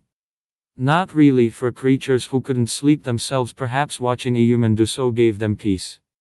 I woke in the night to the sounds of laughter and chatter from downstairs and was relieved Jasper had joined them, although I missed his presence. Being alone, I started to think about the immediate future. I needed to speak to Patrick. I had to tell him it was over, that I wasn't going back to him. That I was engaged to someone else. I wanted to wish him all the best and to do so as soon as possible. I also needed to collect my things from his house and Hugo, if Patrick would let me take him. Then I had to decide what I was going to do with the gallery. I hated the thought of selling it, but if I was going to become a vampire, I couldn't run it in person. Maybe I could find a manager to take over. I would ask Asm, she knew about the pitfalls of being a vampire who ran a business. As for Renee, well, she had made her position clear earlier. It saddened me that she would take Patrick's side without even listening to mine, but what hurt the most were the nasty comments about my dad. I could never forgive her for those. No one was going to sully Charlie's memories in my mind, especially not my mom. The other thing I needed to know was if Jasper intended to stay here in Phoenix with me at my place or if he expected me to move in here. Either way, I had to go back and collect some clothes and any mail. The fridge would need clearing out too before the contents walked out on their own. We had tentatively set a wedding date for midsummer next year, and I thought it might be nice to get married here if Esm wanted to keep the house on. It was certainly big enough and had such happy memories for me. The next morning I decided to broach the touchy subject with Jasper, relieved that the others had gone out so we had the place to ourselves. I need to tell Patrick that I'm leaving and collect my stuff from his place, and the sooner I do so the better. I'll go with you if you want. Thank you, but I think that might be rubbing his nose in it, and I don't want us to part on bad terms. Jasper snorted. Don't you think that trying to get you to take responsibility for the accident already did that? I nodded. Yes, but I'm trying to be the better person. You already are. We talked about it for a while, and finally, Jasper agreed to stay here as long as I took Esm with me, or at least asked her to drive me over, as my leg meant it would be impossible for me to drive myself for now. I'll be safe enough. Patrick would never hurt me, Jasper. Okay, but I'm not going to apologize for caring about your safety. I know, and I love you for it. I'm sure Esm will be listening in from the driveway, and if she gets worried, she'll come to bail me out. Esm was more than willing to accompany me when we asked her, and we arranged to go the next day. Patrick was cautious when I called to arrange a meeting, but I think he still hoped that he might persuade me to go back to him. I tried to explain I was there only to pick up my stuff, but like always, Patrick only heard what he wanted to hear. The only awkward thing was that Renee was still here in Phoenix. I thought she'd have flown back to Phil by now. I just hoped Patrick didn't tell her about our meeting, because she was sure to turn up and put her 10 cents in. Suspecting the boys and Slasher Rose might decide to hang out close by, Carlisle forbade them from following me or going within 5 miles of Patrick's house. There were disgruntled mumblings, but they all agreed eventually. To my surprise, Edward and Sash agreed with him. Bella is quite capable of looking after herself. She made that quite clear years ago, and maybe you should listen. I stared at Edward open-mouthed, but he just smiled. See, I learned my lesson, Bella. Thank you, Edward. Jasper was looking at him suspiciously, not because he thought Edward was up to anything, more because he found it hard to believe that his brother would ever admit that he was wrong. Take care, Bella, and hurry back. Jasper held me tight for a moment, then let me go, and please try not to fight with any more trucks. It always makes me nervous when you're out of my sight. Thank you for not trying to talk me out of seeing Patrick. Edward would have hogtied me if I'd tried that in Forks, despite what he says now. He smiled tenderly. I'm not my brother, and I trust you to make the right decisions. Any problems at all, just push the alarm on your phone and I'll be there. I know, and I will. The closer we got to Patrick's house, the more nervous I became, although I tried to remain calm. I didn't want Esm talking me out of this or the others thinking I was weak. After all, what was the worst that could happen? He and Renee, if she was still there, ganging up on me. What could they possibly say that would make me think going back to Patrick was a better idea than staying with Jasper? I looked down at my left hand, admiring the ring Jasper had placed there only 2 days ago. I couldn't imagine anything that would persuade me to take it off. Esm, I wanted to ask you about the gallery. I'd like to keep it, but I need some pointers from you. I mean, is it possible after I become one of you? I see no reason why not. You'll have to get a manager in because your staff would know there was something wrong. It might be better to set up an online business, that way you don't have to meet people unless you want to, and at a time and place that suits you. I'm sure we can work something out. She glanced over at me and laughed. You're going to wear that ring out if you keep playing with it. Are you really that nervous seeing Patrick again? It might be better to write off the stuff you have there if so. I sighed. Does it show that much? Patrick I can handle. It's the thought of Renee and Patrick together that worries me. She never listens to me. She's so sure she's right and I'm wrong. Bella, I don't think I've ever met a stronger woman than you.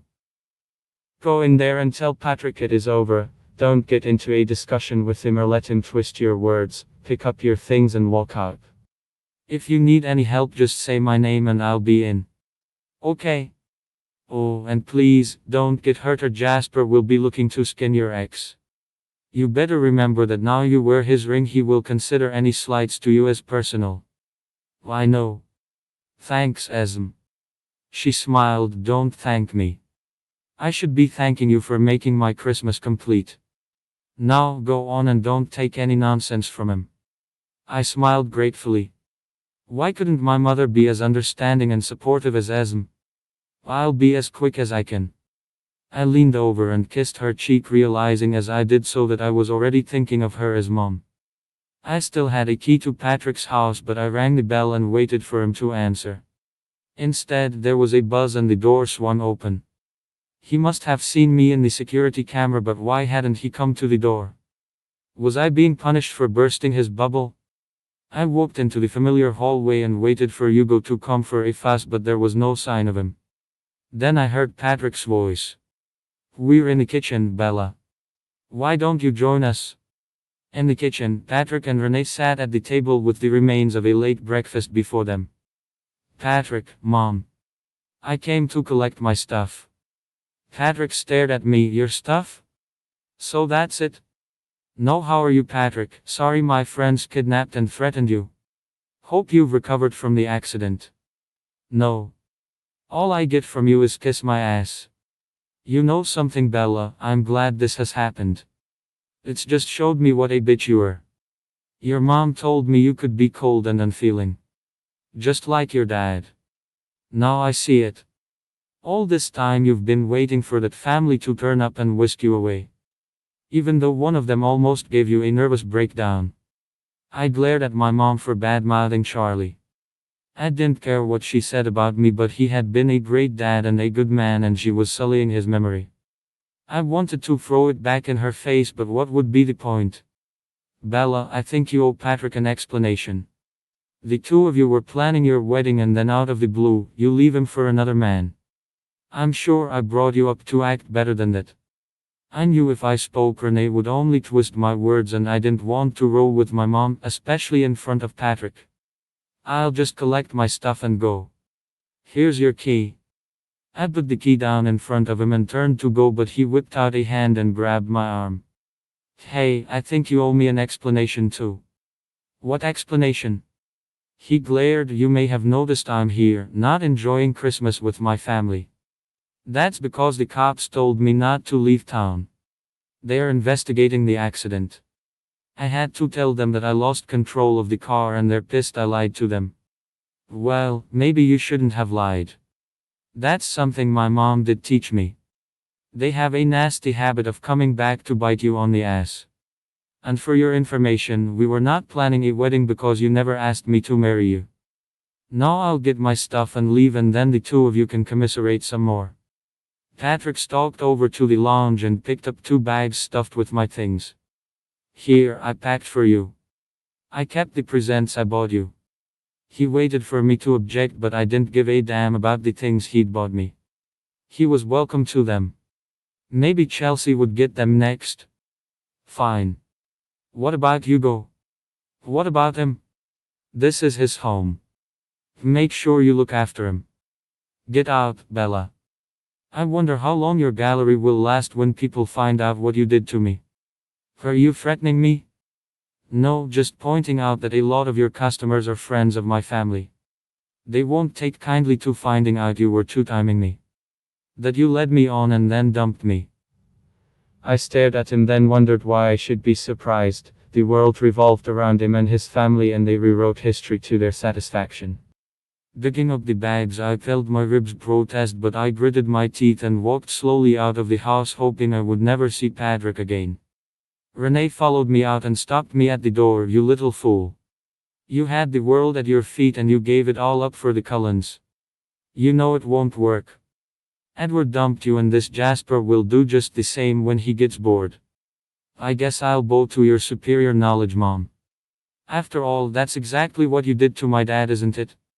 I could have bitten my tongue. I hadn't wanted to fight with her, but I was sick of being treated like a simpleton.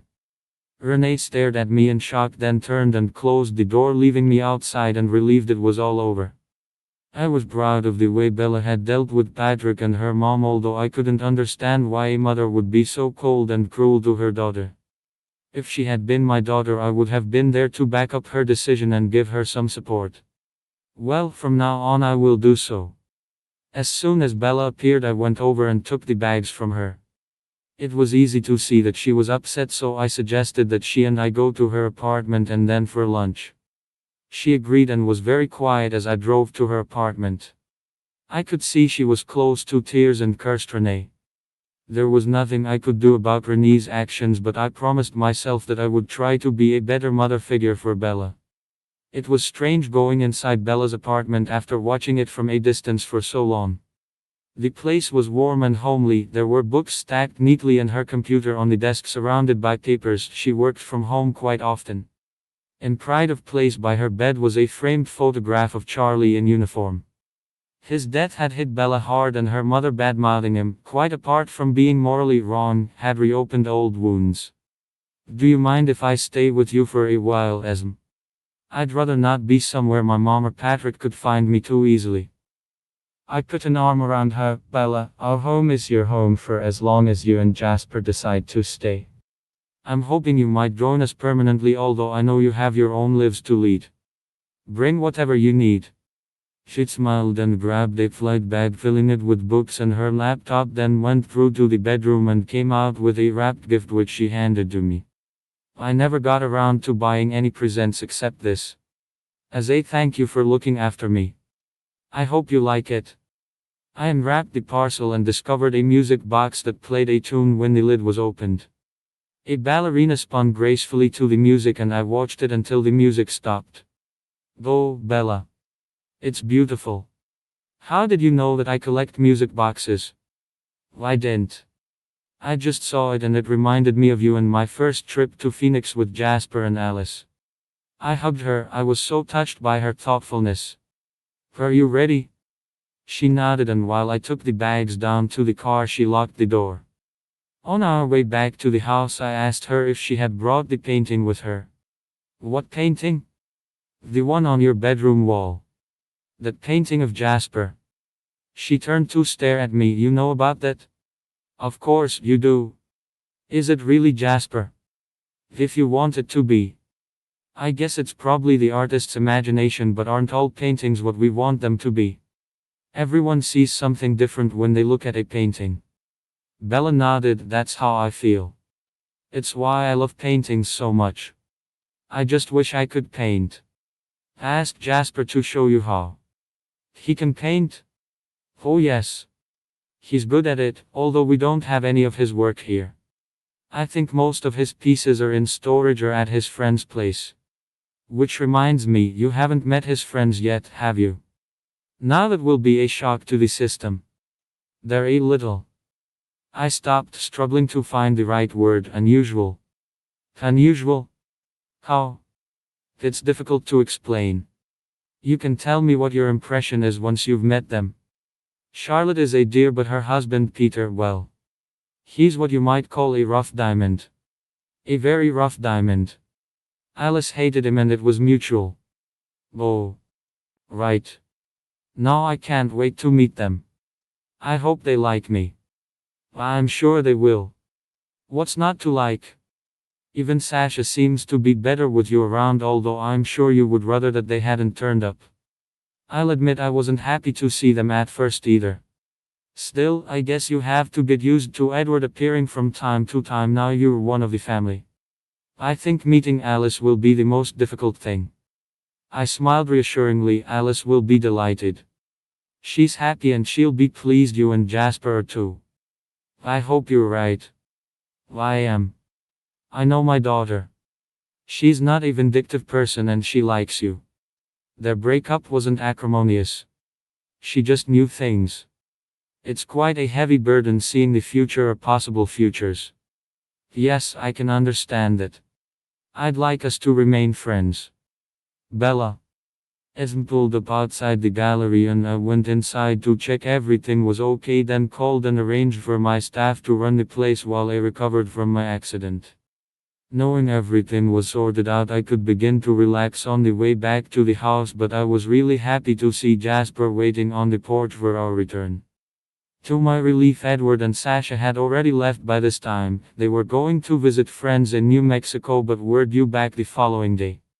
It felt like I had come home when I sat with the others and watched a movie on TV, and I was relaxed by the time I went upstairs to bed. An hour later, Jasper woke me up with bad news.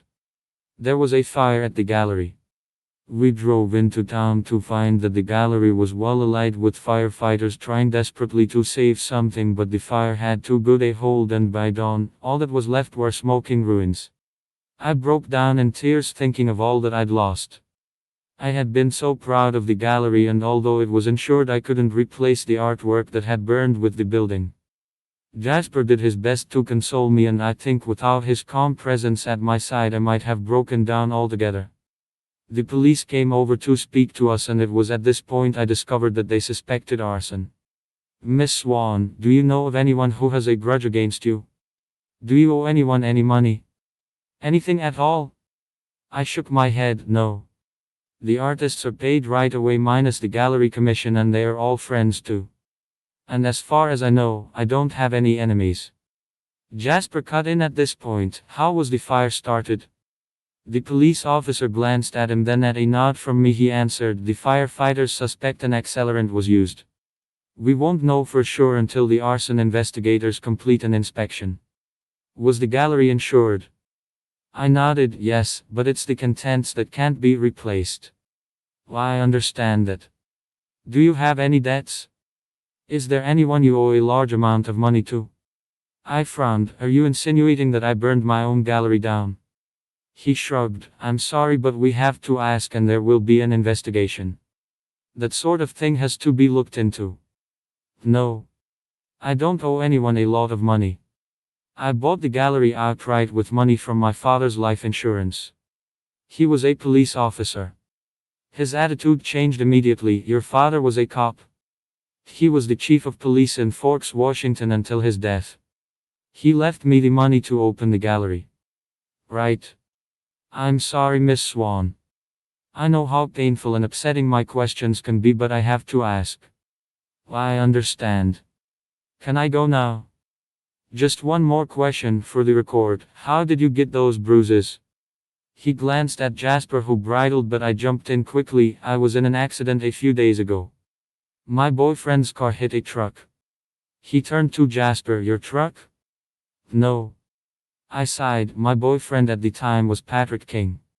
His eyes widened a little. He'd heard of the King family, of course. Right. And you and Mr. King are no longer in a relationship? No. He nodded. Well, if you can just give me an address where we can contact you and a cell phone number. I gave him the Cullen address, explaining that's where I was staying at present and my cell phone number. I was glad I'd retrieved my cell phone earlier in the day. On the way home, Jasper asked the question I had been asking myself. Do you think Patrick might be responsible for the fire? I hesitated, then shook my head. No. I don't think he'd get involved with something like that. Is there anyone else who might have done it? Not that I can think of. Perhaps I was just unlucky and it was an arsonist who happened to pick my gallery at random. He nodded, but I could tell he wasn't convinced. I started crying again in the car. Everything had been so wonderful since Jasper and I met again, and now everything seemed to be going to hell. First, there had been Edward acting the asshole, although I thought I'd made my position clear with him. I wasn't the timid little mouse he had known back in Forks. And now my gallery was gone.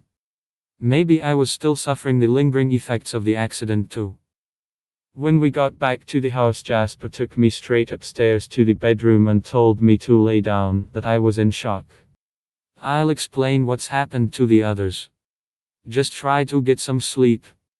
I'll be back soon, darling.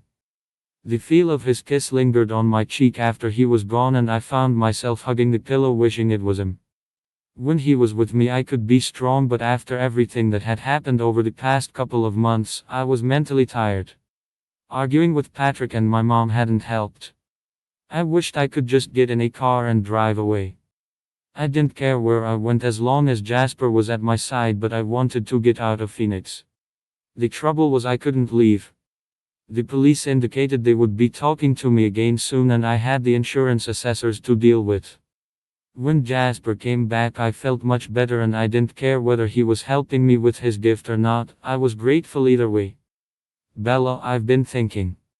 It might be a good thing for you if we left Phoenix for a while. You need some peace and quiet. Relax and think things through. Carlisle agrees. He thinks the stress is getting to you. You're very pale, and look, your hands are shaking. I looked down. I hadn't noticed, but he was right. My hands were shaking and I suddenly felt cold. Why would someone burn down the gallery, Jasper? He put his arms around me and held me close. I don't know, darling, but we'll find out. Emmett is busy hacking into the police and arson inspectors' computers, so we'll know everything they know. Rosalie is going to pick up the paperwork from your apartment so we can contact the insurers, and Esme will contact your clients. That's if you're happy for the girls to take it on, of course. I couldn't stop Emmett. I'm afraid if you want him to stop, you're going to have to ask him yourself. Their thoughtfulness and concern touched me deeply, and I began to cry again. Suddenly I was a complete mess. I couldn't control my emotions and kept collapsing into a heap of sodden mess. There was a knock on the door and Carlisle came in. He took one look at me and came over to sit on the bed beside me. Bella, you've been through a lot recently. The accident, the breakup with your boyfriend, your mother's intervention, and now the fire. You need to rest. Now either you can let me prescribe something or you can allow Jasper to help, but you need to sleep, and as your doctor, I will be telling the police that I will only allow them to interview you in my presence. I'm concerned that you are going to have a nervous breakdown. I nodded. I knew he was right. I had been so happy Christmas morning, and now my world had turned upside down. I promise I'll sleep. Jasper will help me, and thank you, Carlisle. He smiled and touched my shoulder. You're family, Bella, and we Cullens look after our own. I didn't feel like I could shower because I was so tired. Instead, I brushed my teeth and then lay down fully clothed and allowed Jasper to take me in his arms and send me to sleep. I'll be here all night, Bella. You won't be alone. The last thing I remembered was his breath on my cheek and the feel of his strong arms around my body. Esme. When Carlisle came back downstairs, I could see he was troubled. Did she take you upon something to help her sleep? He shook his head. She chose Jasper. No surprises there. I am worried though. Bella needs to get away from everything for a while. This fire has really upset her. If I thought for 1 minute Patrick had anything to do with it, I'd see to him myself. I was shocked. Do you think it might be him? Carlisle shrugged. I don't know, Esme, but I'm suspicious of a random arsonist. It's a little too convenient. He gets jilted and suddenly Bella's life starts to unravel. I've asked Emmett to let me know if he gets anything that points towards Patrick. Well, I hope you're wrong for everyone's sake. Do you think the police would let Bella leave Phoenix? I see no reason why not. She's not under suspicion, they just have to eliminate her, but she has a cast iron alibi. She was here all evening until we got the call. I think I'll have a word with Jasper. He could take her to his friends in Boulder. That would get her away from everything. I was horrified. Take Bella to Peter's place. Is that wise? He smiled. I think he's just what she needs. Peter will make her forget her troubles if anyone can, and Charlotte will spoil her. Besides, the two of them need some time away from us, from the family. It'll do them good. I hope you're right. Did she agree to let Rose and I sort things out? She's very grateful for the offer. But as I told her, she's part of the family now. I smiled, yes she is. It's wonderful having the family back together again. Even Edward and Sasha. I smiled, even those two now. Bella put Edward in his place. I was so proud of her. Yes. All we need now is for Alice to turn up and the gang will be complete. I frowned, I think Bella needs to recover first. She's still nervous at the thought of seeing Alice again. He understood and the two of us drove with Rosalie to Bella's place to collect the paperwork we would need, leaving Emmett on his computer and the young lovers alone upstairs. I knew something was wrong as soon as we pulled up outside Bella's apartment block. I couldn't say how, but I just sensed it, and when we got to her door I could see that I was right. It hung open, the door frame splintered where something had been rammed between door and frame in order to break the lock. Carlyle touched my arm when he heard someone moving around, and Rose pushed the door open and stepped inside. We heard the sound of voices and Rose called for us to join her. Standing in the lounge with her was a young boy, about 10 or 12, looking petrified. Surely he wasn't the one who had broken in. This is Tim. He found the door open and decided to take a look. He lives in the apartment above and knows Bella. So he says. The boy scowled up at her. I do. Bella gave me some books a few weeks ago. I was only looking to see if she was okay. When did you notice the door was broken? Tim, now looking even more scared, shrugged his shoulders. I was searching for my rollerblades. My friend pinched them and hid them somewhere. He's always doing it, and I usually find them on this floor or the one above ours. At first I was going to tell my mom about the door, and then I decided to take a look in case Bella was inside hurt. I've seen cops on TV, I know what happens when someone breaks in. Carlyle, who had disappeared while the boy was talking, arrived back holding a pair of rollerblades which Tim immediately grabbed. See? Where did you find them? Where you said they would be, on the floor above yours underneath a cabinet. Thanks. Mom would have killed me if I lost them, they were really expensive. So is Bella okay? Yes, she's fine. She wasn't here when it happened. Did you see who broke her door? He shook his head, no. But I'll bet Mr. Hancock did. He's always snooping out of his window. Can you show me? Sure. You won't tell my mom, will you? About being in Bella's apartment, she'll skin me. Is there anything you can tell me about what happened here? Anything at all? He thought about it, then shook his head, no. I didn't see anyone. Okay then. You introduce me to Mr. Hancock and I won't tell your mom, but in the future, if you see a broken door like this, you call the cops. Don't go inside to look around. The guys who did this could have still been here. What might have happened then? The boy's eyes opened wide, he hadn't thought about that. I won't. Thanks. While Carlyle went to talk to Mr. Hancock, Rose and I started to collect Bella's files when I suddenly froze. I had heard something, a very faint noise that had been drowned by our conversation with Tim. There was a flash of light and Rose ran out of the bedroom. Get out now. Someone left a timed incendiary, the drapes are alight and the bed covers. We grabbed what we could and ran out of the apartment, calling the fire service as we did so and banging on doors along the corridor to alert other residents. Carlyle met up with us outside as we watched the firefighters put out the fire. Luckily they had arrived very quickly, so only Bella's apartment was damaged, although there was a lot of smoke in the corridors and the whole place had been evacuated. Who is doing this, Carlyle? Did Mr. Hancock tell you anything? As I took in Carlyle's expression, I froze. What? What did he see? Not now, Esm. Too many years. I'll tell you later. The police are on their way.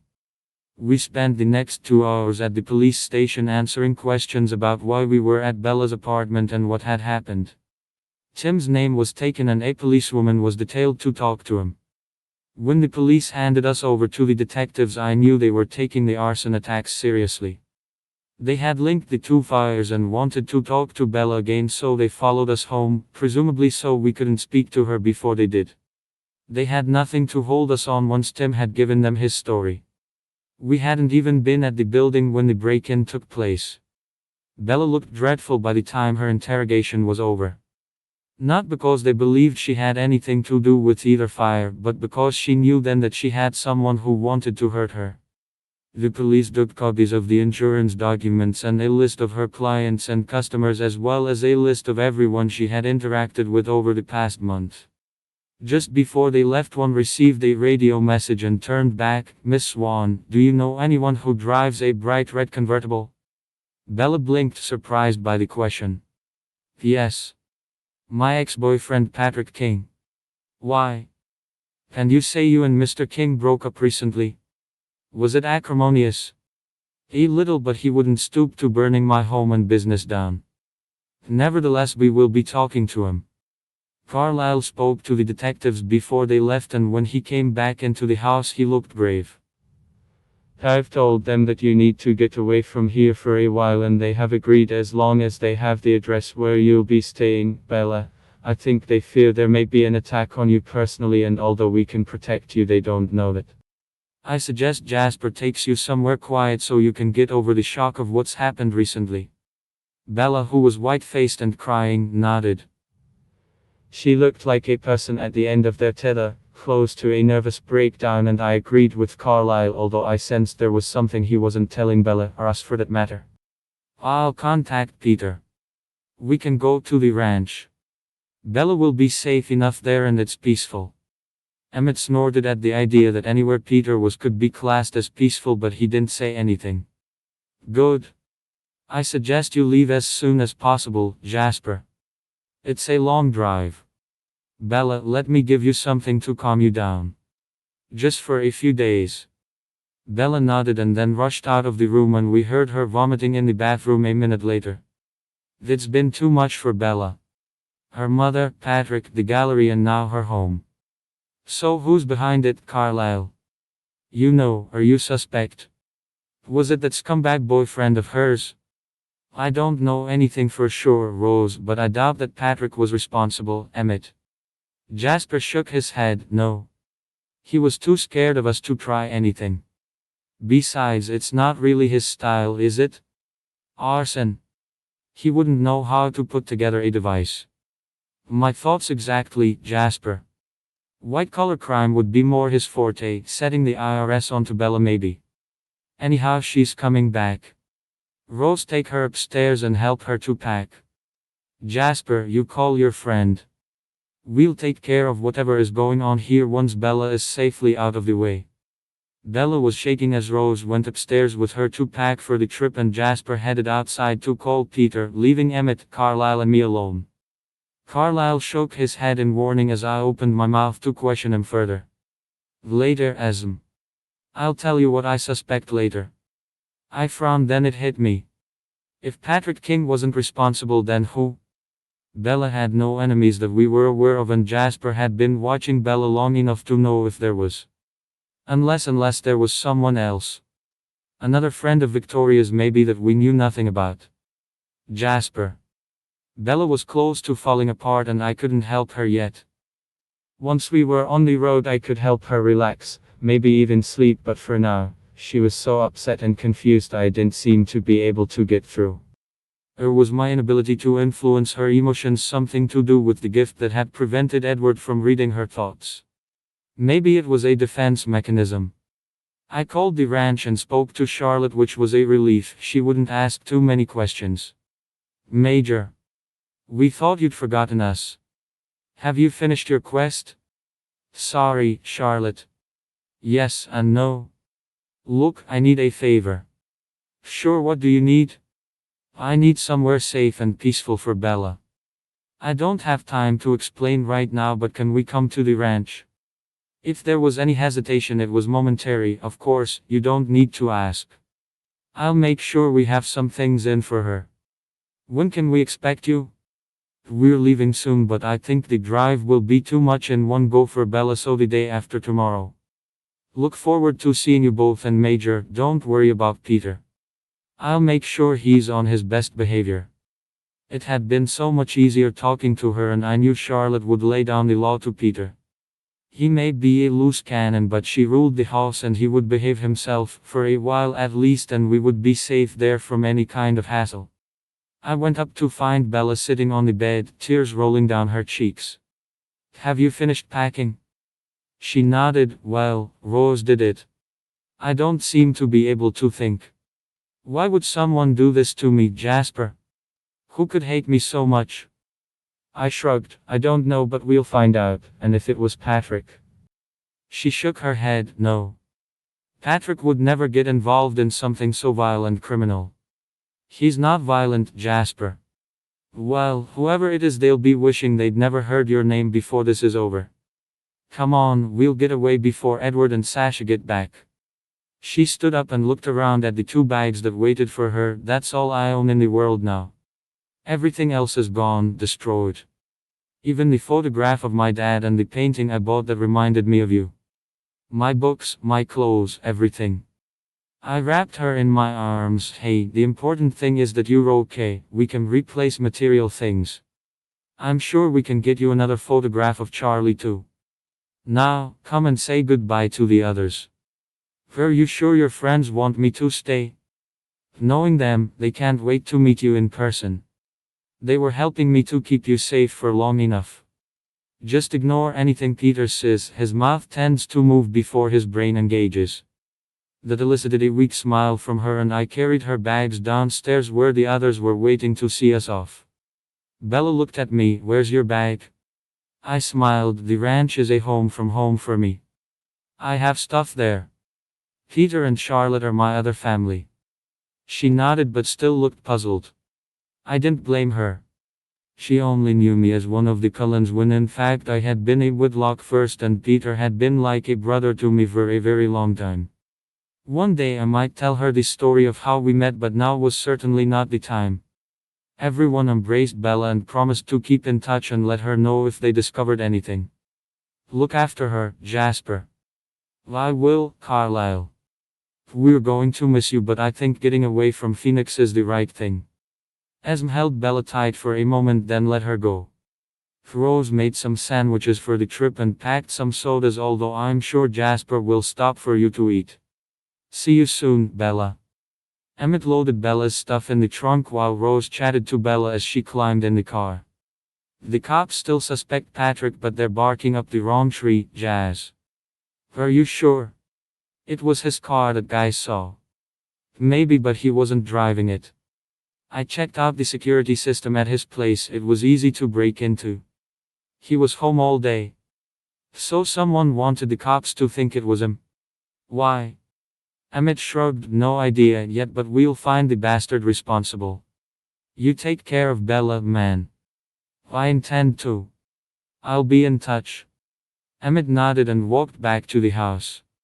This was getting stranger. Why would someone want to frame Patrick for the arson attack on Bella's apartment? And why was it so amateurish? It wouldn't take the cops long to find out what Emmett had, and then he would be in the clear. I didn't like this one bit. There was someone working in the darkness. Someone we didn't know about yet. Was it connected to Victoria? It seemed unlikely. None of her friends had been particularly technology savvy, but that didn't mean that we hadn't missed one. Yet somehow this felt more personal, and that worried me because I couldn't imagine anyone that Bella could have made hate her this much. Esme. Once Bella and Jasper were safely on their way, I rounded on Carlisle. Well? Come on, what have you been hiding from us? Rosalie, hearing my question, came over looking puzzled. Yes, Carlisle, what is it that you're keeping to yourself? He sighed and slumped onto the couch, gesturing for us to join him. He called Emmett over too. Have you found anything else, Emmett? Not yet. I'm still gaining access to the rest of the CCTV footage of the surrounding buildings. And you will, I take it? Before the police do? He nodded. Sure. The program is still running and there are only 2 more to break into. I was becoming frustrated with all this ambiguity. Carlisle. He nodded. I'm sorry, but it is important. When I spoke to Mr. Hancock, the old man that Tim introduced me to, he told me something very interesting. He'd seen the red convertible parked behind the building a couple of times before. And he'd seen the driver. A man who fits Patrick's description. I knew it. That man is evil. How could he? I wouldn't be surprised if Bella's mom wasn't involved too. Rosalie. I was shocked at her bitter tone, but Carlyle ignored her outburst and carried on. However, the driver on this occasion was not the same man. Nor was the license plate. Someone wanted the police to think it was Patrick parked out there. So someone knew about the breakup and used it to hide their identity. But why? And who? I don't have all the answers yet, Esm. However, I can tell you that the person who was driving the convertible was male, and it was he who ransacked and set fire to Bella's apartment, and I'm pretty sure it was the same person who torched the gallery. Okay, but who is he? Carlyle turned to Emmett. Have you got a copy of the image showing our arsonist? Emmett rose and retrieved his iPad, turning the screen for us to see the figure. I didn't recognize him. Just a young man with dark curly hair and a thin rat-like face. Who is he? We're working on it, but I have my suspicions. And that's why I didn't want to say anything to Bella. Well, don't keep us in suspense, Carlyle. I was getting more worried by the second. What was Carlyle so unwilling to say? It occurred to me that if Patrick isn't involved, then I can think of only one person who might want Bella to suffer, although I'm still at a loss for a real motive. It occurred to me that these fires only occurred after Edward and Sasha left. Rose and I were shocked. You suspect Edward? More Sasha, actually. You see, Esm, I was not as blind to her actions and attitudes as you thought. I admit I didn't want to believe she was a bad influence on Edward or could be petty and cruel, but I wasn't convinced, even though I agreed with Carlyle's assessment of our daughter-in-law. But why Carlyle? She doesn't even know Bella, and Edward is hers, so jealousy can't be behind it. He shrugged. That's where I hit a brick wall. I have no idea, but we are digging into her past. Have you found anything there, Emmett? Plenty, but nothing that helps us understand why she would target Bella. Her family were killed in a fire. She was the only survivor, which is a coincidence. Her savior was a nomad who was interested in her. Do we know who her sire was? Yes. A guy called Camus, but he's been dead for centuries. He joined the Romanians and was killed by the Volturi during the power struggle.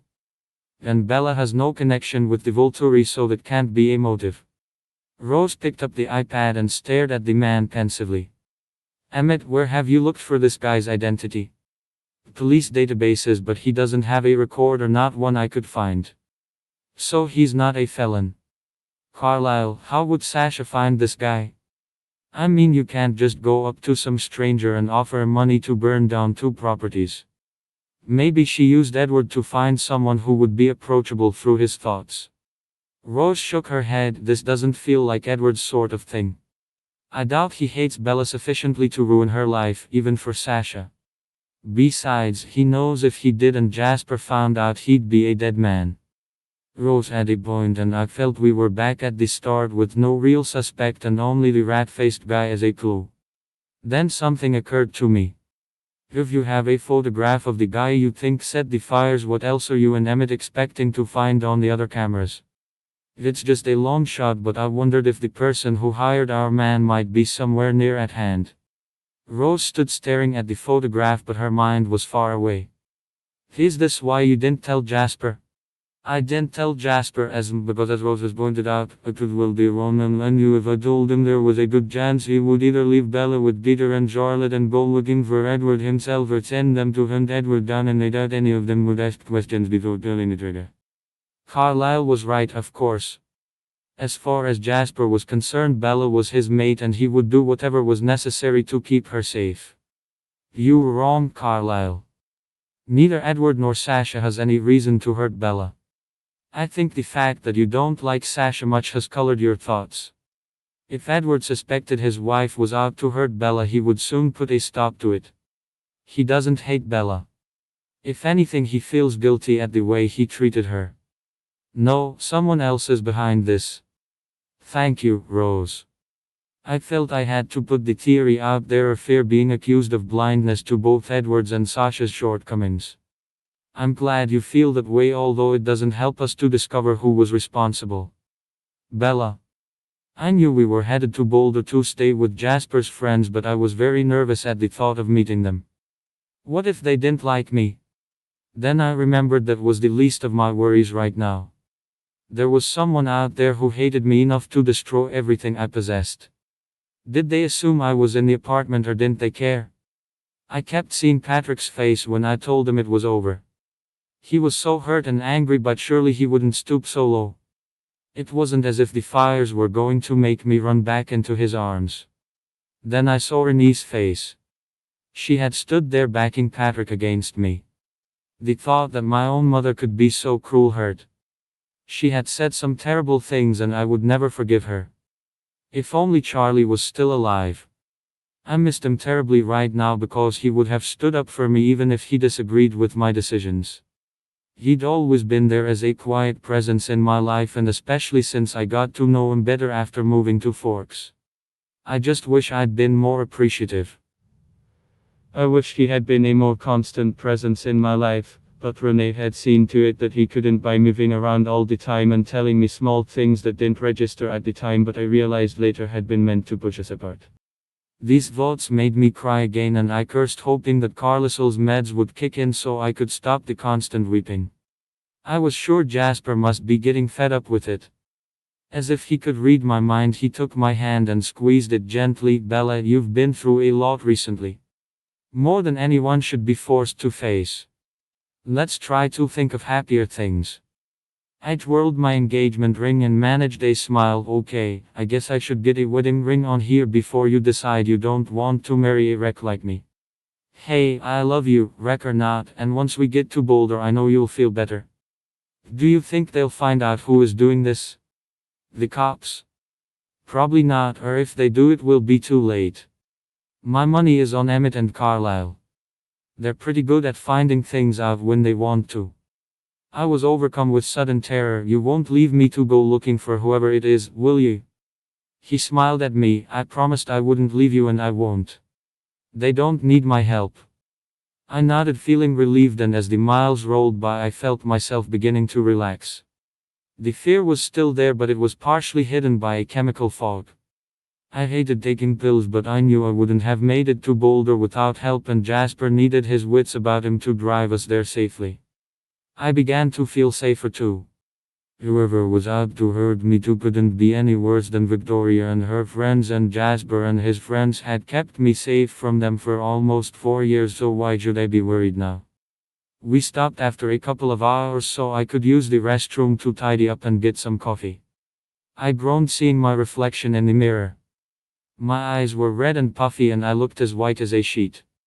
Very sexy, Bella. I'm surprised he hasn't run for the hills by now. Even as I thought it, I knew Jasper would never leave me, and with him at my side I was invulnerable. I didn't want to eat, so we pressed on for another few hours, and when I woke from sleep I was shocked to see it was dark. How long was I out? A couple of hours, that's all. How are you feeling? Better. I'm not sure if it's getting away from Phoenix or the meds. It could be the company, maybe. I smiled at him. Are you fishing for compliments? I could be. Okay, then maybe it's the company. How much further is it? I felt like a child chanting, "Are we there yet?" But I couldn't help myself. I could do with stretching my legs, and I was finally beginning to feel hungry. It's quite a way yet. I thought we might stop at a motel tonight and carry on tomorrow. You must be exhausted and hungry. Yes, on both counts. Thank you. For what? Caring?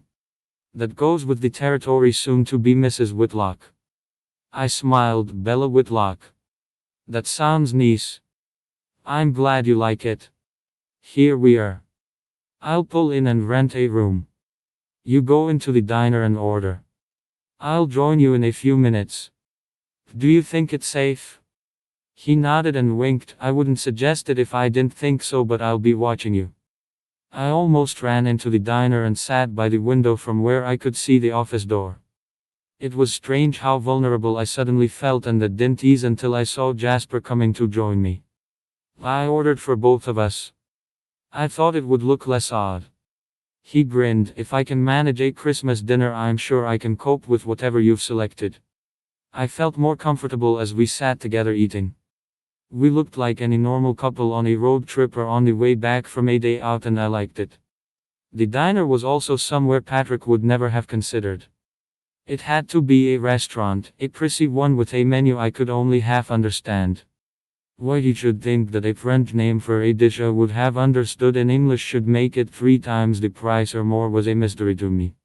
We walked to the motel arm in arm, talking about the way the server had made eyes at him and the looks he got from several other diners. I would have to get used to my partner being eye candy for every hot-blooded woman on earth. Do you really think that? I nodded. I saw the way the girls looked at you. But did you see the way the guys were looking at you? I laughed. Rubbish. Okay, if you say so. I studied him, expecting to see he was grinning, but he was straight-faced. I knew I was no beauty, but he saw me differently, and for that I was grateful. The room was small but warm and cozy, and to my delight had a bathtub. Seeing my smile, Jasper suggested that I have a lawn soap while he called his friends to let them know we would be there sometime tomorrow and check if Carlisle had any news for us. I almost fell asleep in the tub, feeling more relaxed than I had for days, and decided that drowning myself was a really bad move considering the alternative. A night alone with my fiancé. The first time we had truly been alone since he proposed to me. I wrapped my bathrobe around me and went into the bedroom to find him sitting cross-legged on the bed. You look better. Did you leave any hot water for me? Of course. Any news? No, not yet, but they're looking. Oh, and Peter says he's looking forward to meeting you. Really? Why? He says because he's interested in meeting the girl who stole my heart. I smiled, blushing furiously. That's nice. Yes, and most unusual for Peter. I think he's under a threat. What's he like? Peter? He's difficult to describe. Let's just say once met, never forgotten. I wasn't sure I wanted to meet this guy, Esm had called him unusual, and now Jasper tells me he's unforgettable. Don't worry, Bella. Peter's bark is far worse than his bite, and he's like a brother to me. He and Charlotte saved my life. I warmed to him immediately. How? It's a long story. I promise I'll tell you sometime, but it's not a tale for bedtime. He wrapped me in his arms and kissed me before disappearing into the bathroom, leaving me waiting for his return. I slipped into bed and turned the TV on, flicking through the stations without really noticing the programs. Looking up when I heard the door open, there he stood with a towel wrapped around his waist and looking like a god. He grinned as I looked him over. Wow. Now I know how a horse feels at auction. Interested in what you see, ma'am? I smiled back. I might be, but I'd like a closer inspection. I see. Well, be sure to let me know what you decide later. I knew I was blushing again, but I didn't care. Oh, I will. A second later he was with me in bed, and the TV was forgotten as he pulled me into his arms and kissed me. Our naked bodies touching and setting my blood on fire. Jasper. I hadn't known what to expect last night. Bella was still under the influence of the meds Carlisle had given her. She'd been through so much, and I sure as hell wasn't going to take advantage of her. My body was crying out to make love to her, but I was in control of my desires. Just to hold her in my arms would have been enough, but it soon became apparent that Bella had other ideas. It had been a long time since I'd made love to a woman, a very long time, but this was different. It was as if our bodies were made for each other. It was in the back of my mind that I had to be careful and remember how fragile she was, but I didn't need to think about it. Everything came so naturally. It was sweet and gentle but wonderful, and once she fell asleep I played it over and over again in my mind. This was the love of my life, my mate, and I wouldn't let anything hurt her ever again. If Carlisle and Emmett didn't discover who had caused her so much pain, then Peter and I would. And when we did, they would wish they'd never been born. The sun was up before I felt Bella stir, and as she came back to wakefulness I could feel her emotions. She was happy, content, and she knew as I did that it was so right. Bella was fully awake but stayed silent and unmoving, and I knew that she was enjoying the memories. After a few minutes, she opened her eyes and looked up at me. Hello, darling. Are you okay? Her smile was dazzling. Better than okay, I feel great. Can we stay here? Nothing I'd like better, but we are expected in Boulder and I think we should get moving. Don't worry though. I have my own room at the ranch you can share with me if you like. Try and stop me. Admittedly, we didn't get up for another hour, but then we weren't on a timetable and it would have been rude to deny a lady. Bella was much better. She even refused any more of Carlisle's meds, and although the fear was still there under the surface, I made sure it stayed there. Bella didn't want breakfast, so we drove for a few hours, then stopped at another diner.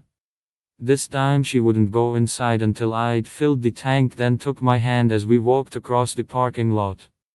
Are you sure you're okay, Bella? She nodded and squeezed my hand. I'm just afraid this is all a dream and I'm going to wake up and find myself alone. If I keep hold of you, then I'm hoping the dream will go on. It's not a dream, darling, and I'm not going to vanish. I promise you. I really hope not, but there's someone out there who is destroying everything I hold dear. Hey, I'm not that easy to destroy. Many have tried, but no one succeeded. After all that had happened recently, I didn't blame Bella for feeling insecure, but unless this enemy of hers was something really special, then he or she didn't stand a chance against me. Or Carlisle and Emmett for that matter. I wondered if Edward and Sasha had returned yet and what kind of a reception they got. If they were responsible, I had no doubt that Emmett would make them pay, and I doubted that Esme would allow Carlisle to stand up for or try to protect them. Bella picked at her food, looking tired, and I wondered if perhaps she wasn't well enough for such a long road trip, but she seemed so happy and much more relaxed. I tried to tempt her with a dessert, but she wasn't interested. I'd like to get to your friend's place, but I can't help worrying that they won't like me. Hey, what's not to like? I told you, they are family, and when they see how happy you make me, they'll love you just like me. How long have you known them? Longer than the Cullens. Peter and I forged our friendship while I was still in Mexico. Then Charlotte came along and they fell in love. They've been together ever since. Edward told me that you lived in Mexico when you became a vampire. He said you had a reputation down there. I think he was trying to scare me. That's all he told you? Yes, why? It's quite a story. You have a right to know everything, but let's wait until we get to Boulder. Just don't listen to Peter. He has a tendency to exaggerate. She grinned. I can't wait to meet this guy. I mean, everyone keeps warning me about him. Peter has a tendency to rub people up the wrong way at times too, so I'll leave you to make your own mind up. Charlotte is totally different. How she puts up with him is a mystery to most people, but they love each other, and I guess that's all you need. Bella nodded and moved closer to me so she could lay her head on my shoulder as we drove. I love you, Jasper Whitlock. I love you too, Bella Swan. Edward. I sensed there was trouble as soon as we drove up to the house. It was so quiet. I'd called to let them know we would be returning and thought then that Esme had sounded cool on the phone. Had Sasha said something to upset them before we left? I knew my family weren't her greatest fans, but she wasn't so bad once you got to know her. I knew about her gift, her curse, her ability to cause disharmony, but she couldn't always control it, which meant she didn't have a lot of friends. I wanted Carlisle and Esme to see her as I did and to become fond of her, and she had promised to try hard to keep it under control for the visit. It was one of the reasons we didn't stay too long at any one time. The only time we had, Esme had run off to help Jazz with Bella. Carlisle came out to meet us and asked us to take a walk with him in the garden, at which point I knew I was right. Sure, what's wrong? Should there be anything wrong, Edward? I frowned. That sounded like an accusation. What's going on, Carlisle? Where were you the last couple of nights? You know where we were. I told you we were visiting friends. Why? Sasha grabbed my arm. Something is wrong, Edward. Is it Bella?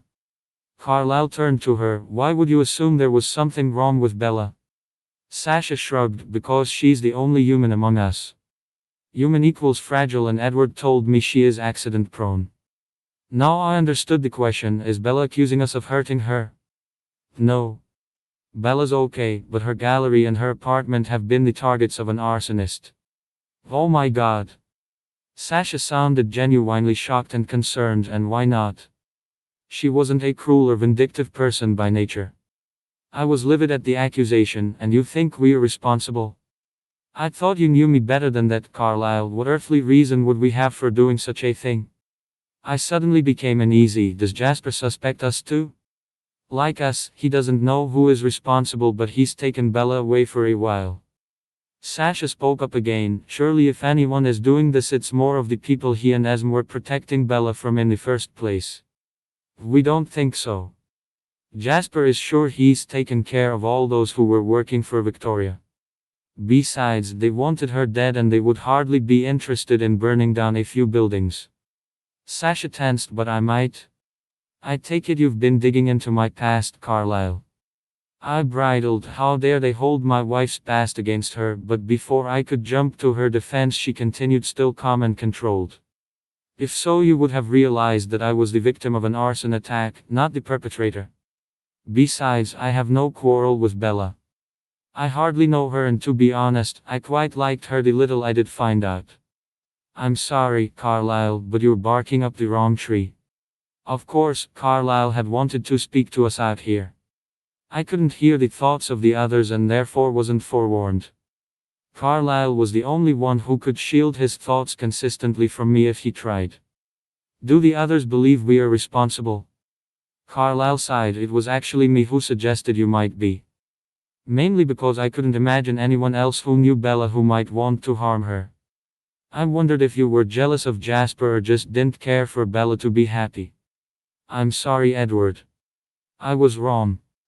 I apologize to you too, Sasha. I was furious. How could he even think we might do such a thing? True, I'd been shocked to find Bella here and even more stunned to discover she was engaged to my brother, but even so. To act in such a vindictive and spiteful way. Sasha nodded sadly. I understand, Carlyle. Edward didn't want me to tell you about my curse because he didn't want you judging me before you met me. It was a mistake because people always feel uneasy and upset at the way I make them feel. It's not the first time I have been accused of causing trouble, and I admit from time to time they have been correct, but not this time. I was so desperate for you all to like me, and I tried so hard, but after a while my curse gets free. That's why Esme left before. I know she distrusts me, but I swear to you that neither of us harmed Bella in any way, and we certainly didn't start any fires. Carlyle nodded, looked suitably chagrined. Thank you, Sasha. We were wrong about you. However, if we had known of your accuracy, we would have made allowances and could possibly have helped you. Sasha smiled a little sadly. No one can help me, Carlyle. I've tried so hard over the centuries. Edward is the first person who saw the real me. I think his ability to read minds helps.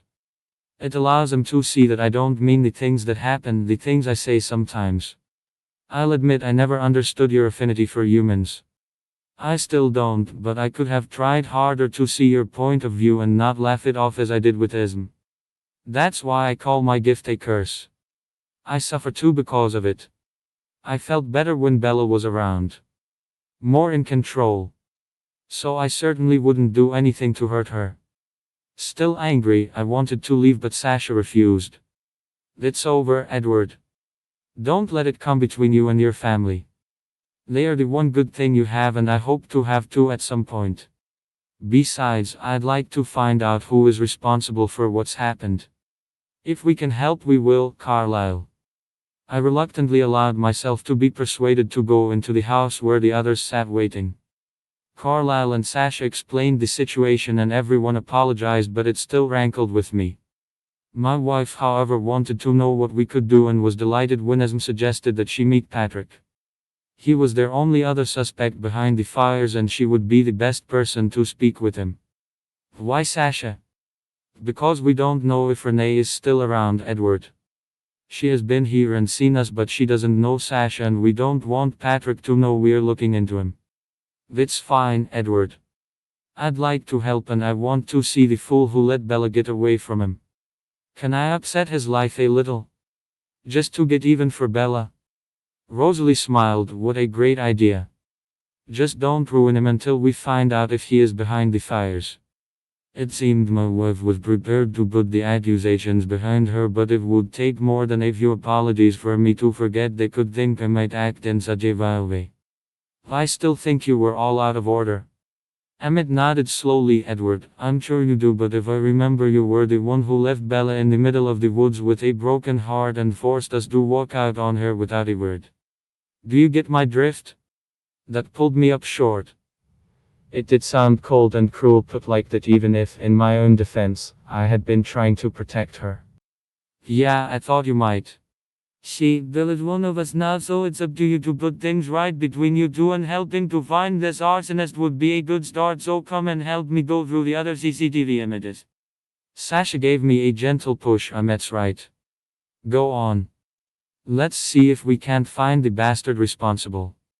Edward. We finally traced the rat-faced man who had driven the red convertible to Bella's on the night of the fire through the license plate on the car. It hadn't been easy since the car had been stolen from a high-end dealer earlier in the day and the plates were stolen too. The dealers had CCTV of their premises, and we took a copy of the best shot of his face, and Emmett ran it through the police database of the nearest states, working on the theory that he wouldn't have come too far. We were wrong. The guy was a professional criminal for hire, and we finally got his name through Interpol. He was French and had entered the country through Lax a day earlier on a visitor's visa, stating he was here on holiday. Some kind of holiday. There was no way of tracing how he got to Phoenix or who hired him, no paper trail, and no way of tracing his calls or emails, as we couldn't find any in his name. Whoever hired him was very careful. They used a professional, and he's already left the country, crossing the Mexican border, probably a few hours after planting the incendiary device in Bella's apartment. From there he had caught a plane back to France and disappeared. Carlyle sighed heavily. So it's a dead end?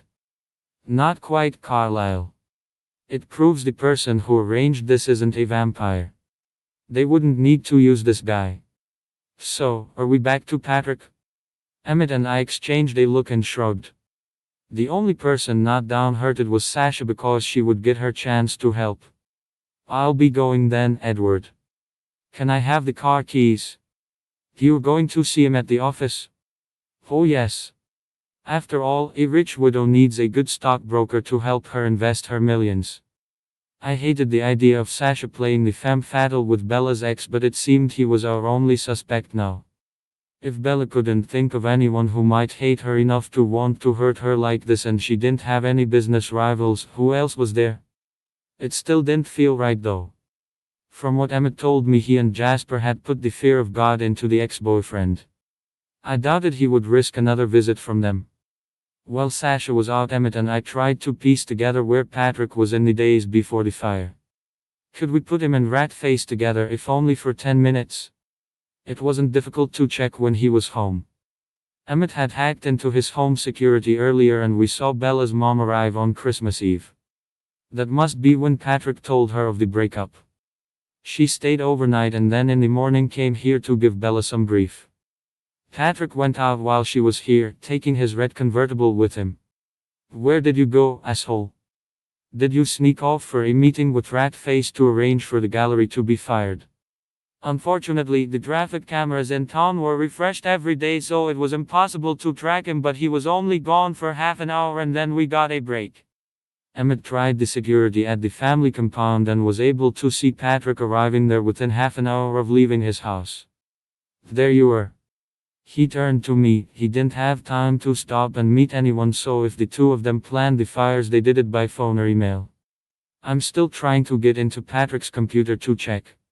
The trouble is he had a security breach the week before and changed all his security. Besides, the virus wiped most of his history and contacts. Rosalie came over and watched as we followed Patrick around his father's house. It was ghastly. They had money but zero taste. Everything was shiny chrome and smoked glass, like living in a commercial high-rise. Suddenly Rose gasped, "Stop, Emmett. Can you rewind?" Emmett glanced up at her, puzzled as she demanded he go back again, more urgently this time. He took the footage back 2 minutes and started it running again. Stop. Emmett froze the frame showing the doorway into what was a study of some kind, lots of filing cabinets and computer monitors. What? Rose, what do you see? She pointed to the edge of the screen. See there? I see a wall. Look closer. At the bottom edge of the screen. See? See what, Rose? She peered closer. I'm almost sure that's the painting from Bella's bedroom wall. I recognize the frame. Emmett and I glanced at each other and shrugged. That's quite a stretch, Rosalie. How can you possibly say you recognize the frame? You can only see a tiny bit of it. She looked up at us, but if I'm right then it's the proof we need that Patrick is involved. I shook my head. No. This isn't Patrick's house. Even if you're right about the painting, it doesn't prove he is involved. All it proves is that someone in his family might be. We have no idea if it is the same painting, and even if it is, we don't know how it came to be there, Rose. She glared at me. I'm telling you that someone in his family arranged those fires.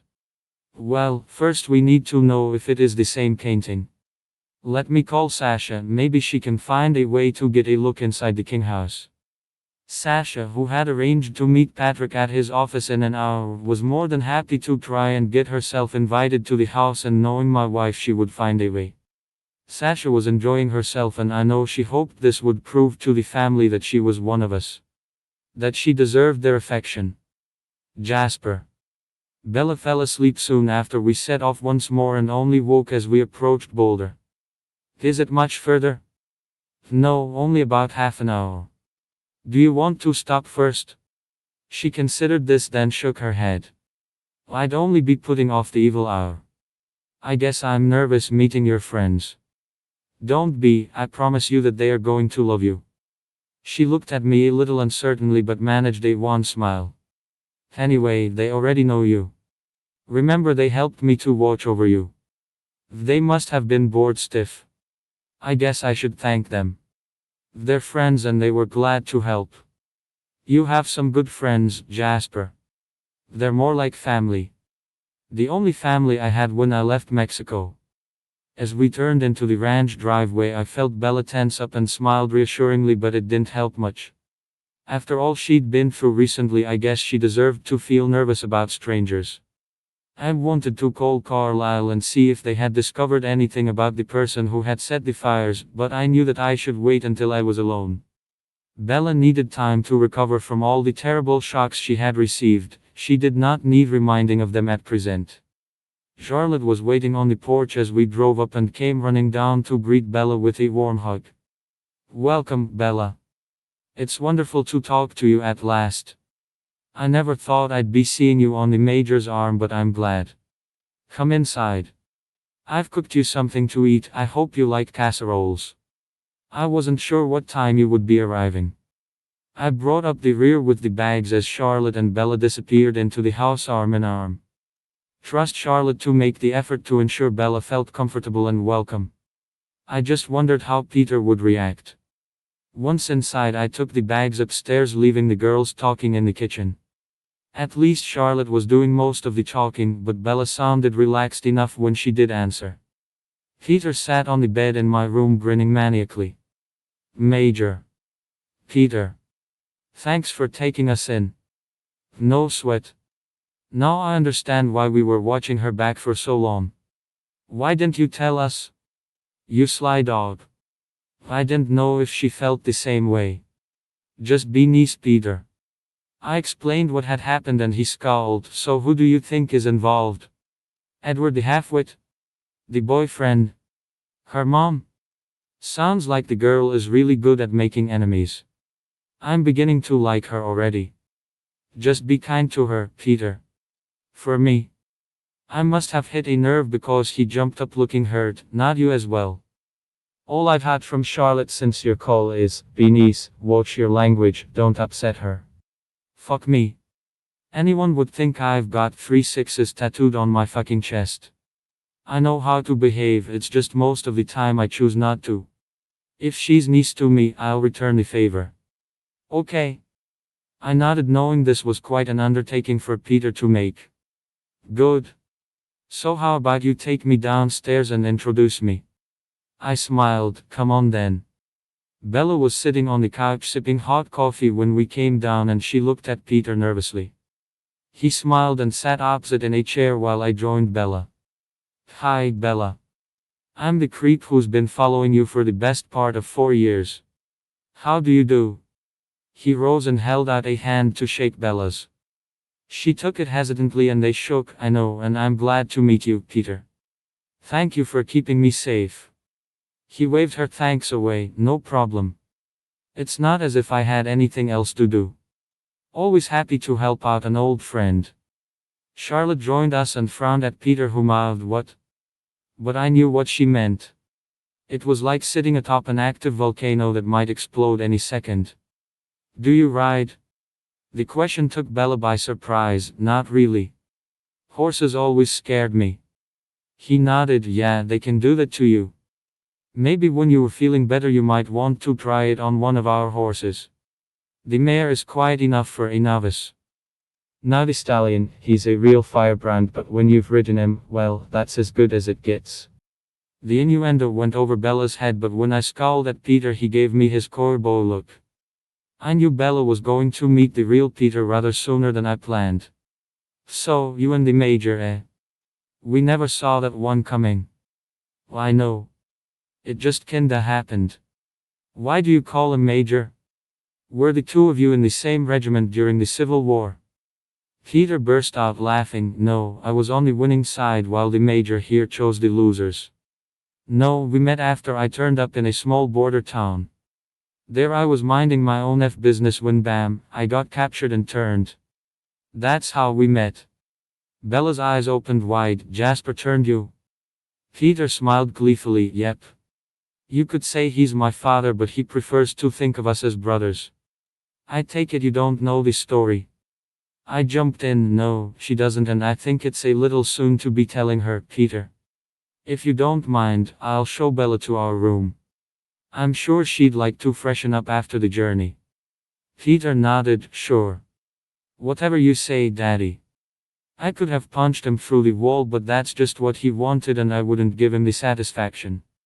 Instead, I took Bella's hand and led her upstairs to my room. I'm sorry about Peter. He's rather like an unstoppable force of nature. Try to ignore him. Yeah, why not? Everyone else does. Peter's voice floated up the stairs and I shut the bedroom door firmly. Bella was smiling. It is his home, Jasper. I've already been warned about him, but I get the impression that a Peter under orders to be good is rather like telling the sea to stop at the shoreline. I'm stronger than I look. I sat beside her and sighed. You're probably right. Don't worry though. Peter can't play nicely for more than a couple of hours. You'll see the real man soon enough. They seem nice. The ranch is bigger than I expected and this house feels so homely. That's Charlotte's influence. The ranch is Peter's domain, the house is hers. They're good people. Did you change Charlotte too? No, that was Maria. Peter doesn't hold a grudge against you for turning him though. No, we found that we clicked as friends and fighting partners once he got over the newborn phase. It's been like that ever since. It must be nice to have people you can rely on. I wish I had friends like that. The only friends I ever had were actually Patrick's friends. Well, now you have a family you can rely on too if you count Peter and Charlotte. I'll give you time to freshen up and change. When you're ready I'll be downstairs unless you want to take a nap, that is. No, I've slept enough. I'll be down soon. She hung on to me for a few minutes and then I joined my friends downstairs. Charlotte had her arms folded, a sure sign she was giving it to Peter in the neck while he sat serene and smug. He glanced at me and pointed a finger warningly. Don't you start, Major. I've been welcoming and I've watched my language. I'm gonna tell you the same as I told her, he pointed at Charlotte. This is my house and I refuse to be told what I can and cannot do in it. You and your girlfriend are welcome to stay, but I will not play games. If she doesn't like what she sees and hears, then I guess you'd better find somewhere else to stay. With that, he got up and stalked out, banging the porch door to remind us of his state of mind. I'm sorry, Major. In a way, he's right. I think I just pushed him a bit too hard, and you know what he's like. He's decided to push back. I sighed, maybe we should leave. It's up to you, but I think Bella might surprise us all. Let's just see, shall we? I wasn't sure it was a good idea to wait and see, but Bella was tired. She'd been on the move for 2 days now and she was dealing with a lot. If Peter could just pull his horns in a little, it might work out. Okay, but if he starts and upsets Bella, we're leaving. Patrick, like most men, was putty in my hands. He may have just lost his girlfriend, the love of his life, but he didn't seem to be grieving that much. He couldn't take his eyes off my legs unless it was to check out my chest. I had dressed with care, a skirt short enough to show a little thigh without being trampy, and a blouse with one button too many open. When he heard how much money I was looking to invest, he almost salivated. I wasn't sure who I could trust, but a friend of a friend suggested your company. Oh, who was that? A friend of mine was talking to another friend who'd heard about your business. It's rather complicated, I'm afraid. I just didn't trust my late husband's accountant or business associates. He frowned but decided it was more important to get his hands on my money than to start an inquiry with so tangled a web. All right. Well, I'm sure we can accommodate you. Have you moved to Phoenix permanently, Mrs. Rogers?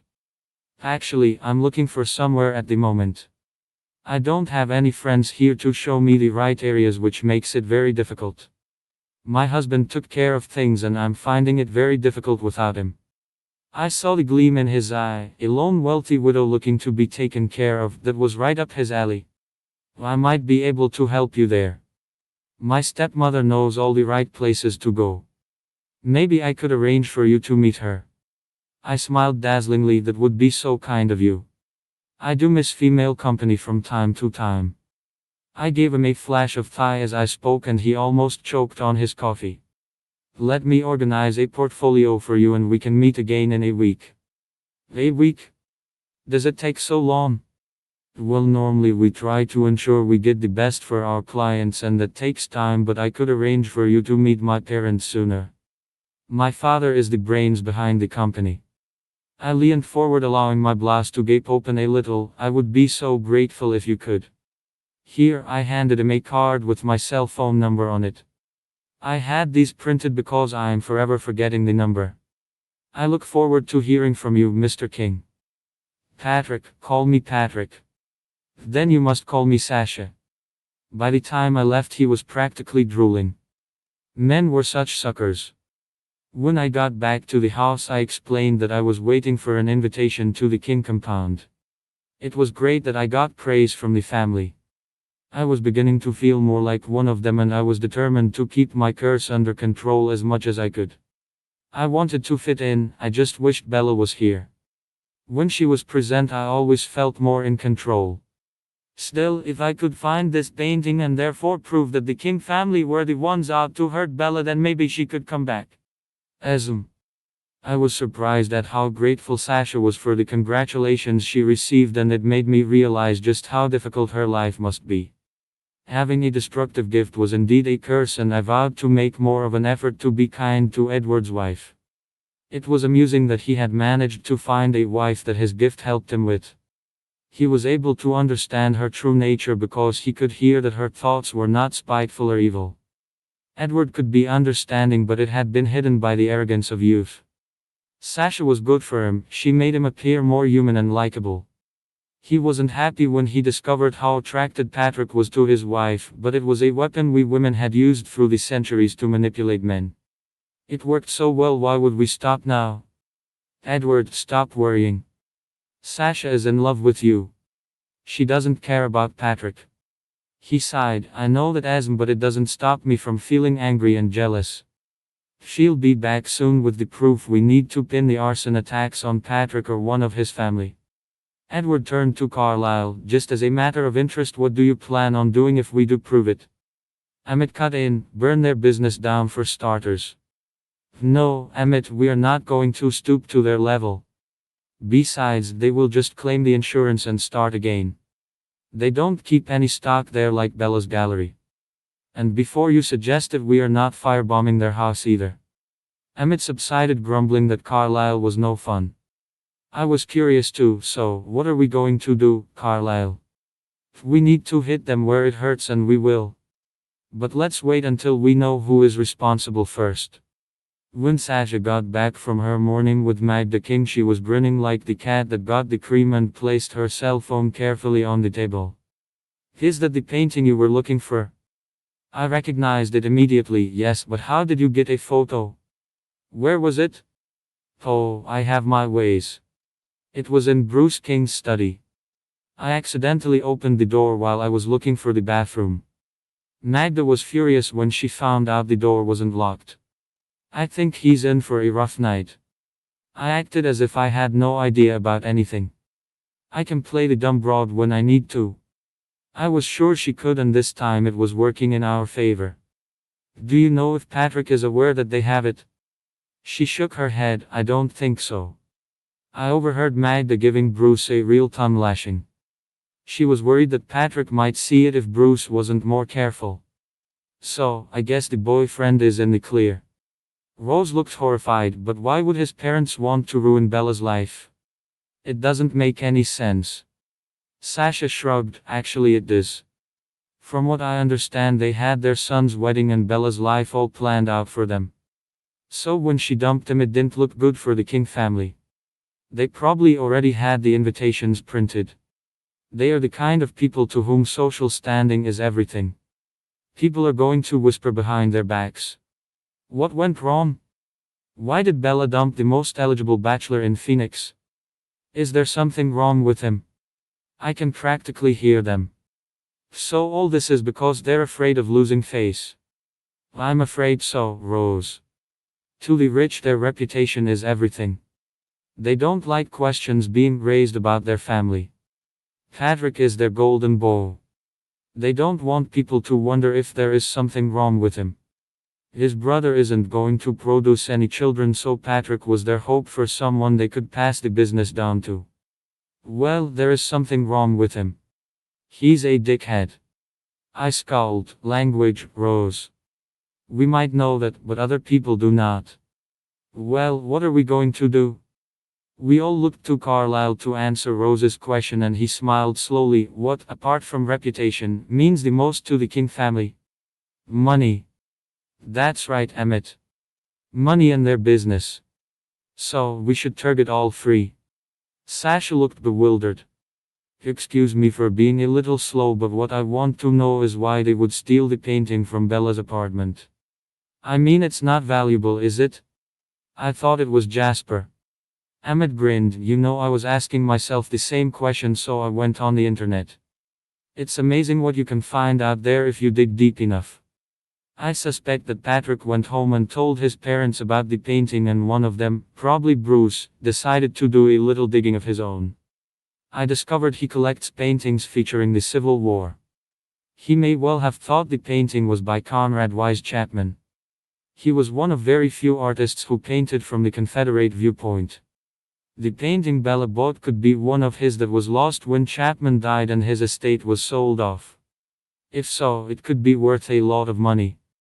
If not, then it might have been taken out of spite after Patrick told them how fond Bella was of it, just in case it survived the fire. Rose, still staring at the photograph, shook her head. We have to get it back for Bella, and we still have to work out who was behind the fires. Was it Bruce King or that harpy of a wife of his, or both of them? Sasha smiled brightly. Oh, that's easy. It was Bruce. Magda doesn't have the brains to organize something like that. She's a real bitch, and I could see her shredding Bella's clothes or putting it around town that she's a slut, but arson? No way. Carlyle nodded his agreement with her. I think you're right, Sasha. So, what are we going to do about it? Emmett, I want you to dig as deep as you can into the King family business. Anything we can use against them would be great. And if I don't find anything, Carlyle, then a little creative accountancy will be in order. And the painting? Carlyle smiled at Rosalie. Oh, I think you ladies can deal with it. Are you seeing Patrick again, Sasha? She preened, "Of course, I'm a rich widow. I thought I might ask to see Bruce too. Just to make sure I'm getting the very best service. That way Esmond Rose would only have Magda to deal with. Unless she's on one of her shopping trips. I understand she's out most days." I cut in at that point. "I'm going to leave you two girls to sort out the painting. There's something else I need to do." "What's that, Esm?" I smiled at Carlyle, a little repossession of my own. Patrick bought Bella a dog, but he wouldn't let her take him when she left. I'm pretty sure it will have a better life with her than with him. Are you sure Bella wants the dog? I mean, she and Jasper are only just starting out. They don't even have a place of their own yet. No sweat, Carlyle. Rosie and I will take him on if they can't. I always wanted a pet dog. Something then occurred to Emmett. Hey, it's not a Chihuahua or a Shih Tzu or something like that, is it? I mean, a dog should look like a dog, not a fluffy toe. Esm laughed. Actually, it's more your size, Emmett. Great, what's his name? Hugo, I think. Emmett smiled. Now that's a great name for a dog. As he rubbed his hands in glee, Rose shook her head indulgently, and we both knew that if Bella did want Hugo, then she and Emmett would be looking for a dog of their own. Once Emmett got an idea into his head, there was no shaking it. Should I tell Jasper what we've discovered? Not yet, Esm. Let's see what we can do to the Kings first. I'd like to replace the photograph of Charlie that Bella lost too. Can I leave that with you, Esm? I nodded, pleased to help, of course. What about me? It seemed that Edward was feeling a little left out. You can help me. It'll be much quicker with two sets of eyes. I'll tell you what to look for. And if we don't find anything, you and I can put our heads together and come up with a cunning plan to make the King family pay. I suspected Edward was feeling a little put out that Sasha was proving to be more helpful than he was. Under the circumstances, I wanted him to feel included. Sasha, why don't you engineer an invite with the King men to a business lunch? Edward, you could be in the restaurant too and monitor their thoughts. They don't know you. Who knows, maybe you'll learn something of interest. Maybe how they operate. Carlyle got up, which reminds me, Sasha. I should give you the money to invest. They're sure to want proof of it soon. She beamed. You're sure I won't just run off and spend it, Carlyle? He turned, looking very serious. No, Sasha, I don't think so. You're a Cullen now, you've already proved it. She was almost bursting with delight, and even Edward looked pleased. Perhaps it had been hard for him knowing that Carlyle and I were not overly fond of his wife. If he had explained her situation, it would have been easier, but I guessed they were both ashamed of the curse. Silly really, but I guess I understood why they kept it to themselves. For now, everyone, hold on. I want the ammunition we need to finish the King family before we start the repossessions. It will be far easier if we don't put them on their guard. For now, they think they've got away with the fires. Let them keep thinking so. I'd like a link between Ratface and Bruce too. I'll keep digging, Carlyle. Something might come up. How long do you need, Emmett? He thought about it. A day, two at the outside if we have to do some creative accounting, as you put it, Carlyle. He nodded. Okay then. We'll set our target date 2 days from now. Just make sure you all know what you are doing. Sasha, how long will it take to arrange a business dinner? She tapped the table with her manicured fingers. I'll call Patrick this afternoon. Tell him I have another broker interested in my business and push for a quick deal. Good. Well, I guess I should probably text Jasper and tell him we have things in hand. I'd like to know how Bella is too. I was worried about her when she left. I patted his arm. I'm sure Jasper will take good care of her. He turned, smiling wryly. It's not Jasper that concerns me, it's his friend. When I came back downstairs, the three friends were sitting together chatting away, and I stopped for a moment to take in this all too normal scene. Somehow Jasper seemed more relaxed here. This was home and these people were his family. He and Peter even looked like brothers, although Peter was dark where Jasper was fair and Jasper was taller. They knew I was there thanks to their vampire super senses but ignored me, which was a relief. It appeared I was being given space to decide how and when to join them. Then Jasper turned his head and smiled at me. Join us, Bella. I was just telling Peter and Charlotte about Edward's wife. Peter snorted. She must need her brain cells zapping if she married that asshole. He turned to me in mock horror. Sorry, I meant that fool. I grinned. No, you were right the first time, although I think he's met his match with Sasha. Yeah, she sounds like a real piece of work. By the way, how's the crazy goblin girl? Jasper rolled his eyes, turning back to me. Peter is referring to Alice. I haven't seen her since she left. You had a lucky escape there, Major. Now if anyone has the crazy bug, it's that girl. Charlotte grinned. You may have twigged that Peter and Alice didn't get on, Bella. Oh, right. I liked Alice. We were friends, although I'm not sure how she'd feel if she knew I was engaged to Jasper. Alice would be happy for you, I'm sure. And the reason she and my husband didn't get on is that he was always taking the mickey out of her.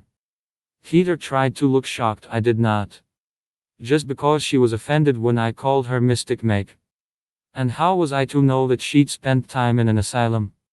Anyway, she is batshit crazy, that girl. Enough, Peter. Let's talk about something else, shall we? He shrugged and turned to me. So, what do you plan on doing once you and the Major tie the knot? Are you gonna go for a big white wedding with everyone in fucking tails like a colony of penguins? I remember your wedding too, crazy girl.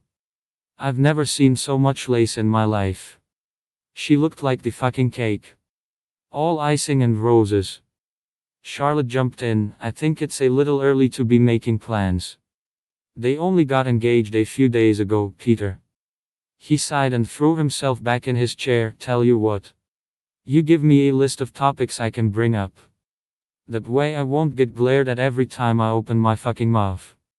I decided to come to his rescue. Actually, Peter, ignore the scowls. I'd rather get to know the real you. Peter's face lit up and he looked almost angelic. See, folks. You've all been worrying unnecessarily. Bella's not made of spun glass. She's not gonna break if I utter the odd swear word. Charlotte and Jasper both burst out laughing. The odd swear word? Don't you mean the odd word among the cussing, my love? Listen, I tell it as I see it. If that offends, too fucking bad. Jasper pulled me down onto his lap and sighed. Sorry, Bella. We've tried housebreaking him, but it's proved nigh on impossible. I don't care. I like him just the way he is. And let's be fair. It is Peter's home, he shouldn't have to put on airs and graces for any visitor. Peter beamed. See? What have I been telling you? Bella, I like you. Now, if you could just help me remove the brooms these two have stuffed up their butts, we'll get along just fine. That was it. The ice was broken and I found myself laughing so much I thought that my ribs would probably never heal. By the time I finally gave in and admitted I was tired, it was well after midnight. I went upstairs with Jasper, feeling a little self-conscious. I mean, we were engaged, I know, but I'd only just met these friends of his and I was in a strange environment. I'd already put my clothes away in the dresser and closet, so I just grabbed the sweats that I usually wore in bed and made for the bathroom. Are you okay? You look pale. I'm just tired, Jasper. It's been a long day. I like your friends. They've made me feel right at home. I told you they were good people. Even Peter, although you seem to have tamed him a little. I don't think I've ever heard him string more than 2 sentences together without cussing before. I shrugged. It's just him. I've gotten used to it now. Underneath it all, there's a good heart. Jasper smiled. I'm glad you see that. I'll be up soon. I just want to fill them in on what's happening. I didn't want to discuss it in front of you.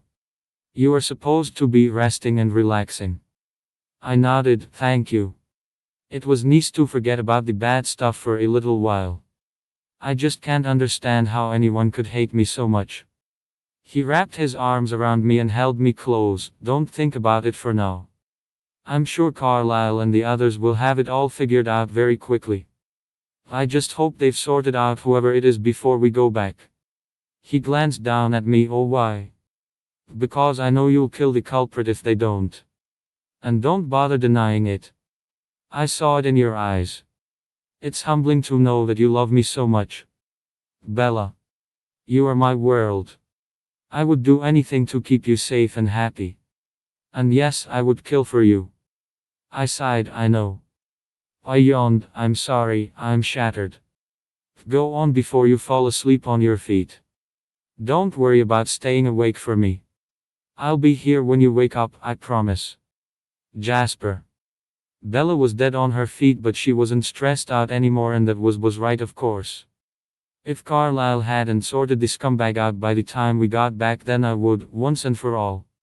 No one was going to hurt my mate and get away with it. I waited until she was in the bathroom before I went back downstairs where Peter and Charlotte were waiting to find out what was going on. I'd given them the bare bones on the phone, but now I explained everything in detail. Poor Bella. How awful. You're sure this isn't a vampire, Major? Yes, Charlotte. It's not the kind of thing a vampire would do. Victoria wanted Bella dead. The fires were set when Bella wasn't even at the gallery or her apartment. This smells of human vindictiveness. The Major's right. So is it the guy Bella dumped for you?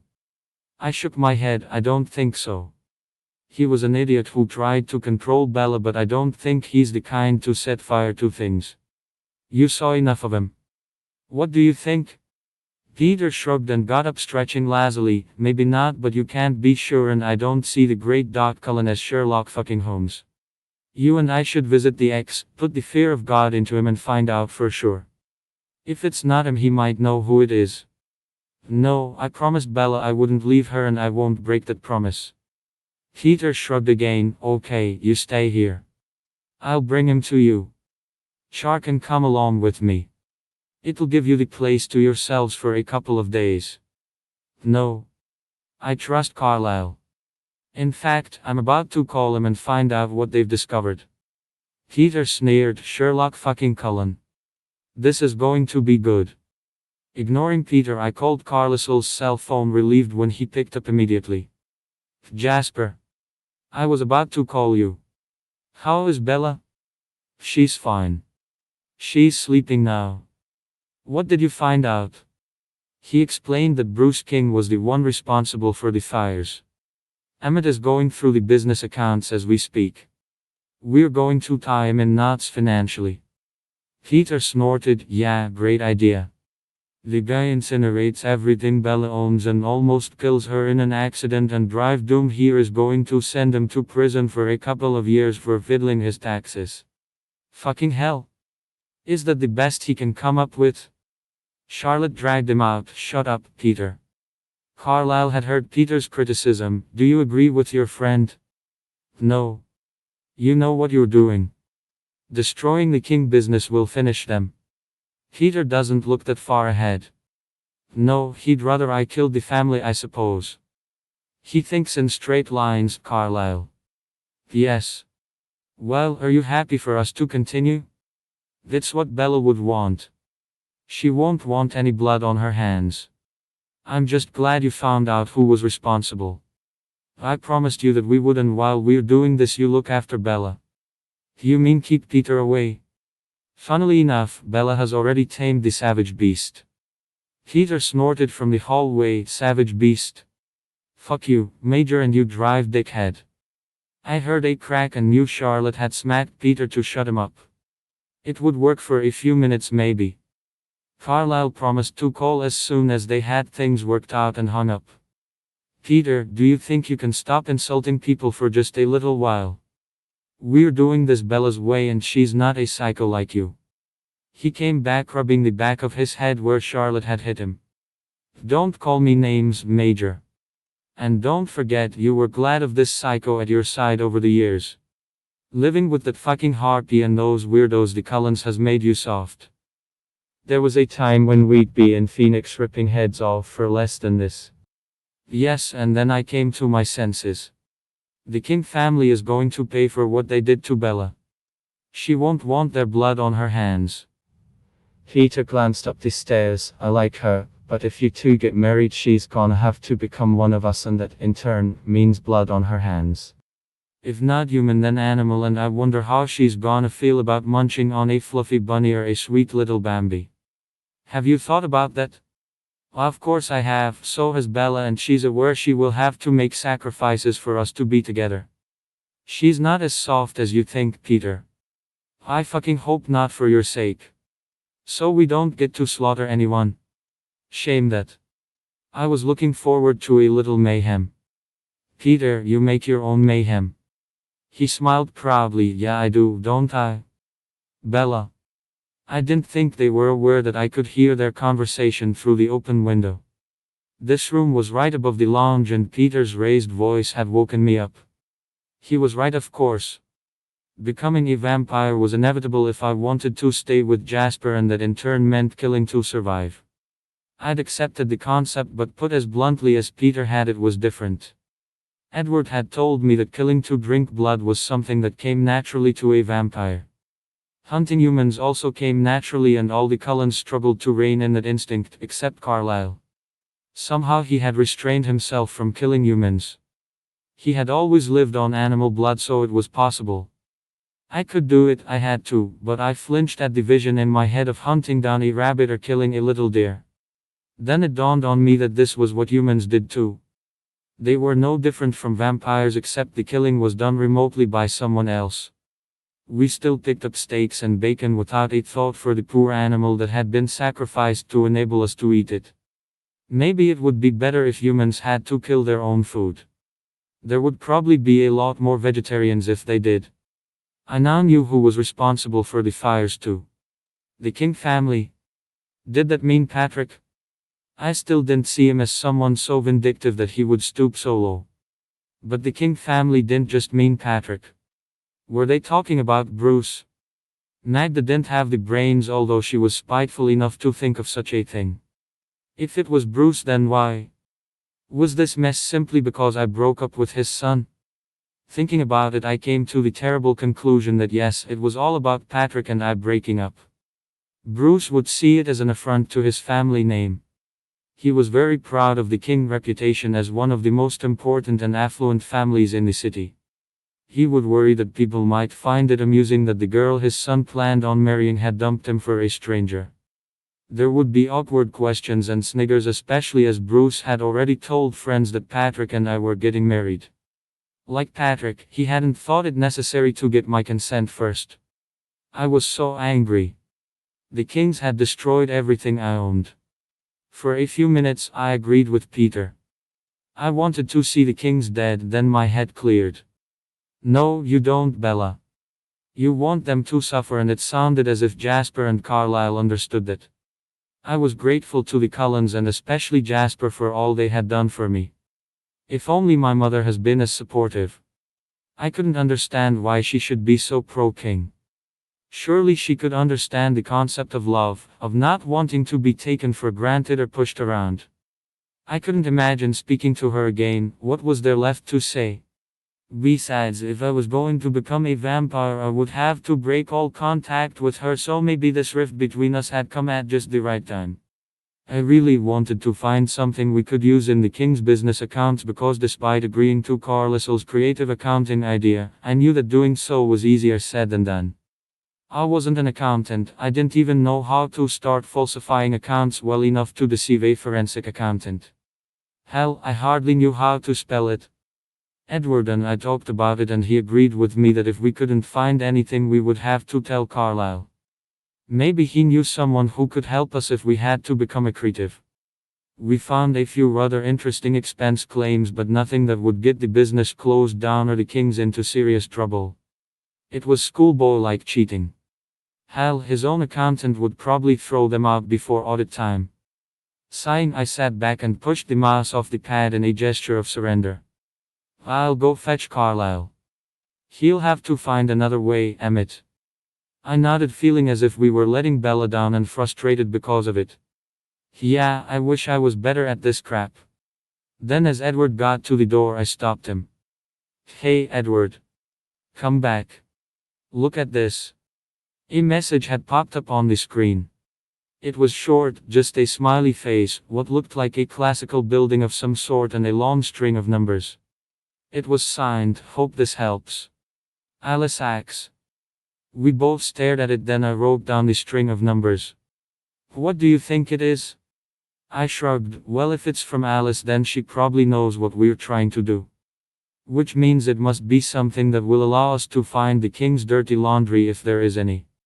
Edward studied it. "Well, it's not a bank account number. It's too long." I thought about it. "A safe deposit box. You need a key for one of those, Emmett. How about a password protected file on their business computer?" "Unlikely, they're usually a mixture of numbers and letters. Besides, I didn't see anything like that while we were looking." "Did you?" "Nope. Everything looked straight and above board to me." I could have screamed in frustration. Why didn't Alice tell us what it means? I hate it when she decides to act enigmatically. "A simple, this will get you into a secret bank account where they hide all their dirty laundry" would have been nice. Edward stared at the message again. "Maybe it's the code to get into a storage container." That could be what the building means.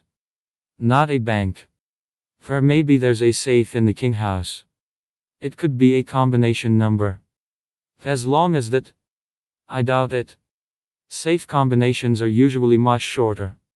"Well, you can come up with something better than genius." Sasha wandered over and peered over our shoulders. "How's it going, boys?" Edward pointed to the screen. "Our dear sister Alice has decided to help us out, but as usual she hasn't given us everything. Just a cryptic message with a string of numbers. We're trying to work out what it means." Sasha smiled. "That's easy."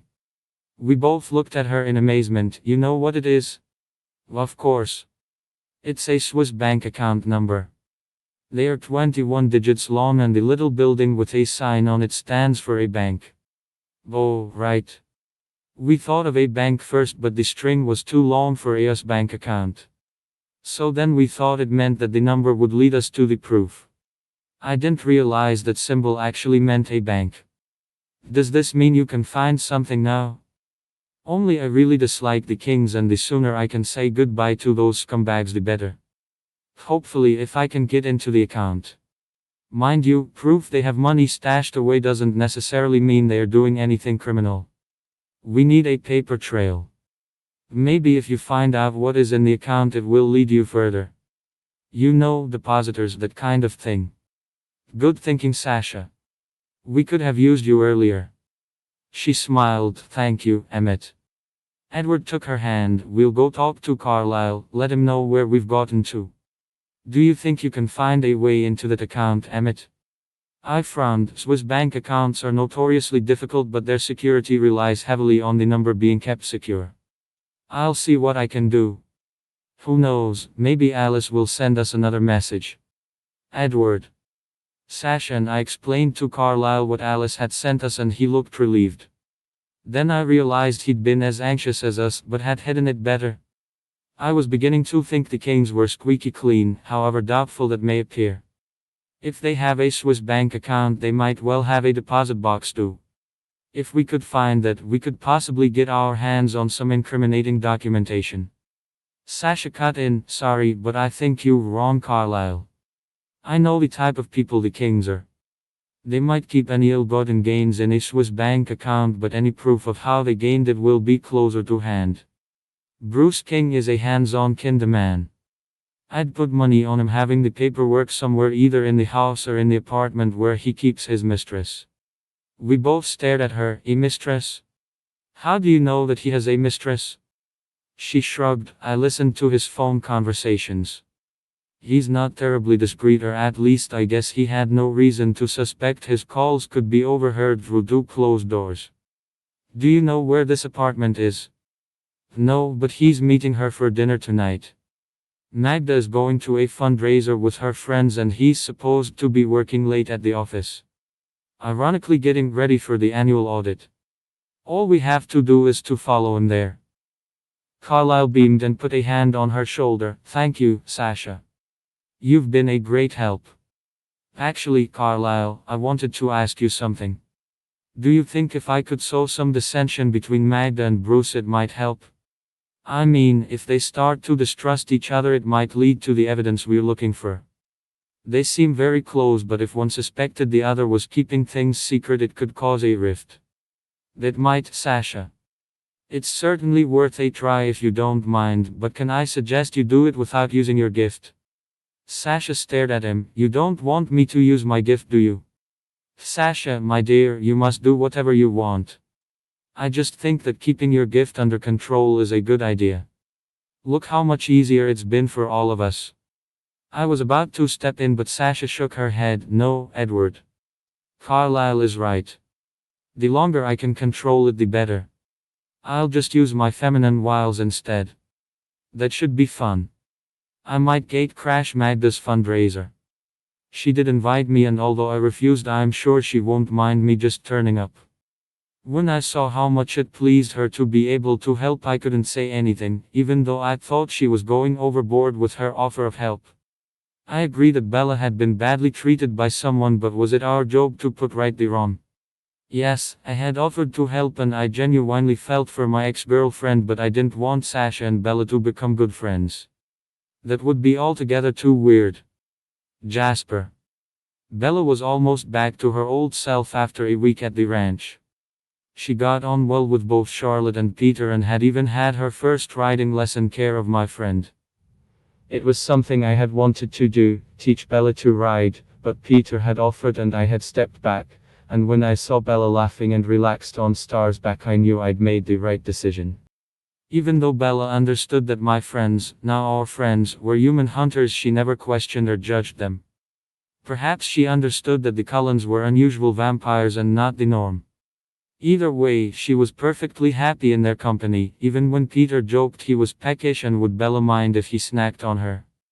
Charlotte was horrified, and even I thought he'd gone too far, but Bella handled it beautifully, telling him no, that he could do with losing some weight. I know she was concerned about what Carlyle had discovered. We were both interested to find out what they had planned, but out here it didn't seem to matter quite so much. One afternoon we all went for a ride to the creek where Charlotte laid out a picnic for Bella and Peter, and I made use of the canoe he had built.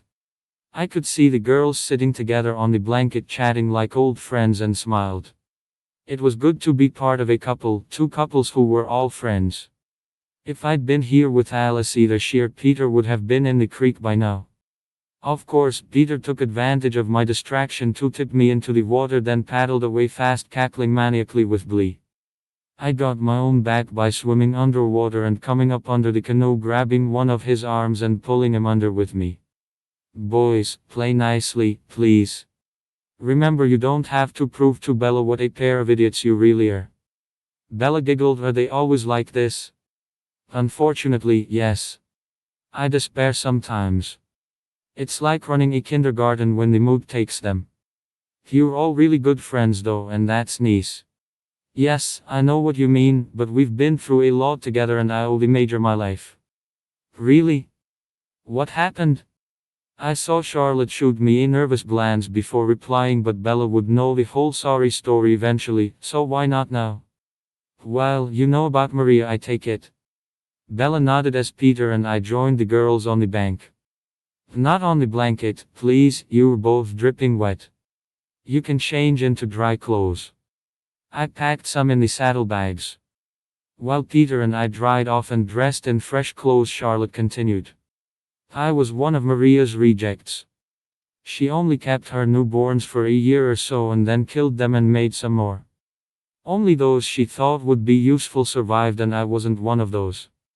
She didn't like it that I had formed a relationship with Peter, and she hated that Peter and the major were friends. Maria was always jealous. She liked to think that the major was hers exclusively. Anyway, that's another story. When it came time for the call, she indicated I was one of those to be killed. The major knew how much I meant to Peter and he arranged for us to escape. So, Jasper was supposed to kill you? Charlotte was becoming nervous, so I stepped in. Yes. I was the one Maria always instructed to cull the unwanted newborns. Bella took my hand and pulled me down beside her. That's awful. It must have been torture for you. I smiled. This was typical Bella, worrying about the monster and his feelings, not the poor people I was killing. I was the one who had turned most of them anyway, so I guess it went full circle. But Peter was my only friend, so I had to help Charlotte for his sake. And what about you? Did Maria find out you'd let them escape? Of course, she was no fool. What did she do? Let's just say it was rather unpleasant for me for some time after the escape. And then you ran too? Peter snorted eventually, but we had to go back a few times to persuade him. Bella gasped, wasn't that dangerous? Too fucking right it was, but the major couldn't decide whether he wanted to break free or not. That bitch had her talons into him so fucking deep.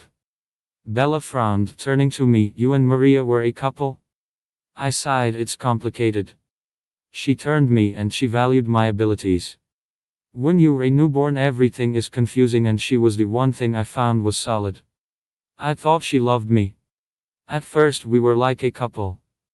Yeah, the devil and her dark angel. Charlotte hit Peter, don't interrupt. He subsided mumbling to himself, but Bella hardly noticed. Then eventually I realized that she valued my abilities because they gave her what she wanted. Control over the other covens, the other armies. They were afraid of me and by association of her. She used sex to control me and I fell for it. But eventually you saw what was happening and then left? I nodded, yes, eventually I understood and left when Peter and Charlotte came back. Charlotte told you that she owes me her life.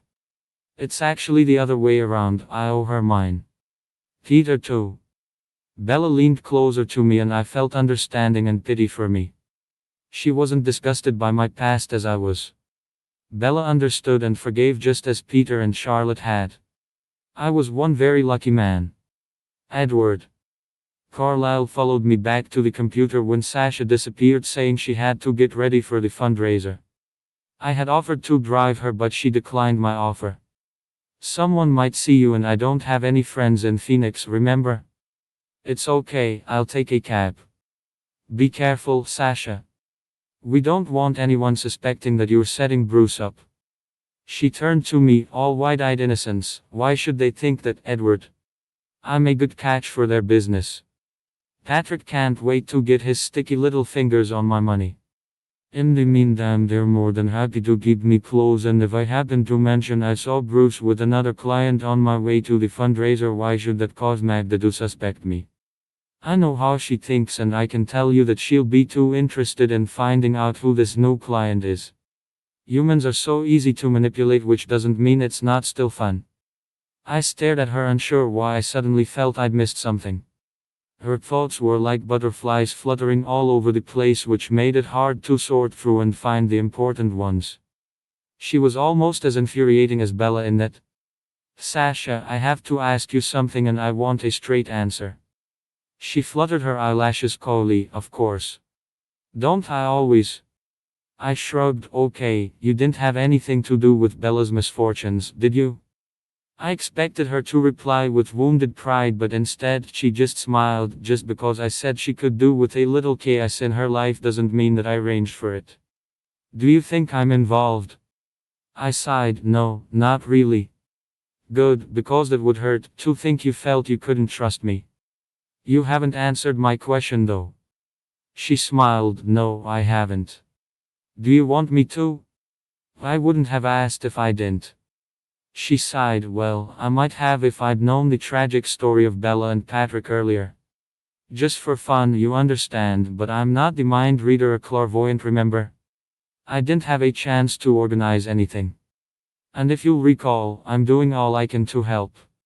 She was right, of course, she hadn't had time to set up Bruce for the arson attacks, but it was troubling that she would admit that she might have done if the opportunity had presented itself. See? She shook her head a little sadly, Edward, I told you about my gift/curse before we got married. I thrive on discord and mayhem, they are my life's blood, but since I met Bella I feel different. She got under my skin. Like an itch. Trouble is still fun, hence my assignment tonight, but I'm getting a little more discerning with it. I love all this chaos because I can quite honestly say with hand on heart, I didn't cause it. Happy now? I couldn't help laughing. Sasha's explanation was as tangled as her thoughts, but I was relieved that she hadn't had a hand in all this. Yes, I'm happy now. Have fun this evening. Though I intend to. Will you miss me? I pulled her into an embrace and kissed the top of her head. I always miss you when you aren't with me. Good. You can show me how much when I get back, but don't wait up. She twirled out of my arms and vanished up the stairs, singing to herself as she went. I caught a little of the words and smiled to myself. I'm just a devil woman. With evil on my mind. Beware the devil woman. I'm gonna get you from behind. Carlyle joined me and smiled at Sasha's song. I'm pretty sure they aren't the original words. Maybe not, but they suit Sasha's mood right now, Carlyle. Yes, I heard. It was brave of you to ask her outright, but I was relieved to hear her reply. She's really enjoying all this, isn't she? I nodded, rather too much, I think. Our life is going to seem very mundane when it's all over. Is that why you have such a disapproving air about you, Edward? Or is it because we're helping Bella and you still disapprove of that? You do realize that she is one of the family now? She and Jasper are engaged and will be married soon. Can you cope with that, son? I scowled at him. I don't care about Bella either way. I think it's odd that she has suddenly fallen for Jasper. He's hardly anything like Patrick or me now, is he? In a way, I'm glad we live abroad. I'm not sure I could stand the happy couple around all the time. That sounds like sour grapes to me. You had your chance, Edward. I think Sasha is a much better match. She'll keep you on your toes. I snorted but didn't deign to reply. He was right, of course. Sasha had a spark of uncertainty in her. With her, I could never get bored, whereas Bella was easy to read. She was too normal for the likes of me. Which begged the question. What did my brother see in her? Luckily Emmett broke in before Carlyle could say anything else asinine. We got another message from Alice, and this one is just as cryptic. See for yourself. We followed him over to the computer and studied the message on the screen. All the goods you need to go with the money trail. -3, Alice acts. I sighed. This is all a game to Alice. Everything is a game to her. What the hell does that mean? Emmett shrugged. Beats me. I'll Google it. Carlyle pursed his lips. Well, whatever it means, Alice thinks it will lead us to the paperwork we're looking for. So, hurry, Emmett. We watched as Emmett copied and pasted the message symbols into the search box and hit the button. A few seconds later he let out a whoop of triumph. Yes. I peered at the search results. So, it means a lover. What the hell does that mean? And why send obscure messages in Japanese emojis of all things? Carlyle nodded, smiling. Let's see if I can catch Sasha before she leaves. Tell her she was right. According to Alice, the sneaky Lothario Bruce is keeping all his dirty little secrets with his mistress. That could be dangerous if they fall out, but it means we know where to look. I decided to point out the flaw in his plan when we find out where this mistress lives. That is true, Edward. Let's hope Bruce is a gentleman and picks his mistress up and takes her to dinner. That will lead you to the apartment and leave the place empty for you to check it out. Emmett. Edward and I left Carlyle to fill the girls in and drove to the King's office, where we were relieved to find Bruce still there. He may have lied to his wife about working late, but at least he hadn't finished early. As we waited across the street, Edward smiled. Poor old Bruce, he's not happy. Though why? I would have thought he'd be over the moon at the thought of spending the evening with his bit on the side. Oh, he had it all planned out, but then a rich client called with a query and he's been stuck in the office sorting out some money that appeared to have gone missing. It sounds like it was an accounting glitch, but it's taken ages to trace it. He'll be leaving in a minute. Sometimes Edward's gift came in handy. Luck appears to be on our side tonight. We followed his Ferrari at a discreet distance. Although he was so fixed on his destination, we could probably have sat on his trunk without him noticing us. The apartment block where he stopped was an affluent one by the look of the security, and I waited while Edward passed the place on foot, slowly, still reading Bruce's thoughts. It was a large block and we didn't have time to check every apartment. We couldn't follow him and so we needed to know where our target lived. When he came back he was nodding, he'd got what we needed. He joined me in the car. Now all we needed was for the lovers to leave, but from what Edward told me that might be some time. Why the hell couldn't they go to bed after dinner for God's sake? But then again, maybe sex after a heavy meal wasn't such a good idea for a guy of Bruce's age. Bella. The ranch was idyllic. I could live somewhere like this away from the city and all the crowds. Peter and Charlotte made me feel I was at home, that I'd known them for years rather than days, and I liked both of them. Peter took a little getting used to, but that wasn't necessarily a bad thing. He made you work for his trust, but once he gave it I had the feeling it was yours for life. We spent our days riding, walking and talking, always talking. I wanted to know everything about Jasper. He'd lived for so long, there was a lot to learn and all of it was interesting. Edward had always portrayed him as a semi-literate savage, which was both untrue and cruel. Jasper's knowledge of history was vast. He'd even written several books and had a doctorate in early American history. History and horses were his two main passions, although when I pointed that out to him he disagreed. My overriding passion is you, Bella. I spent a lot of time blushing. Getting used to compliments was more difficult than getting used to Peter's language and insults. I remembered what Esme had told me, how Jasper was a painter, and asked him if he could teach me. I only dabble, Bella. I'm not in the same league as the guy who painted the picture you had hanging in your place. Yes, that was beautiful. I wish it could have been saved, but the fire started in my bedroom, so it went up with everything else, including the photograph of Charlie. I could feel myself becoming upset again and took a deep breath. Where do you keep your paintings? I don't think I ever saw them in Forks. He grinned. No. They aren't the kind of painting you hang in a modern house. I don't understand all those black lines and crazy squiggles and block colors they call art these days. Charlotte has a couple hanging in their room, the rest are stored up in the attic. Can I see them? If you like. I just hope you won't be disappointed. I took his hand. Nothing you do could disappoint me. Wow. Now I have a lot to live up to. Just don't tell Peter. I'd never live it down if you do.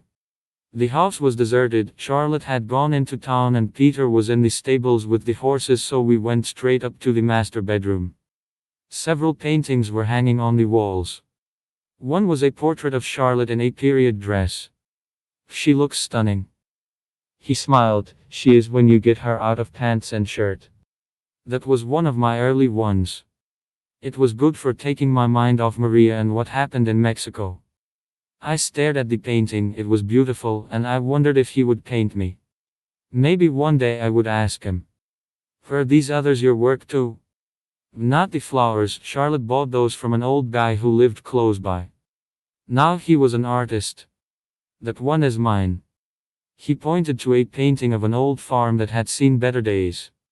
Broken plows and other tools lay scattered around the yard, and birds perched on a sagging wooden fence. It's so melancholy. Yeah, I went back to my home after I left Maria. My family were all dead and the farm was derelict. It stuck in my mind and was driving me crazy until Charlotte suggested I paint it. Once I did that, I found I could move past the sad memories. Up in the attic, there was a huge box filled with sketches and paintings. Most were horses, although I saw one of Peter in his uniform and another of an older couple. Were they your parents?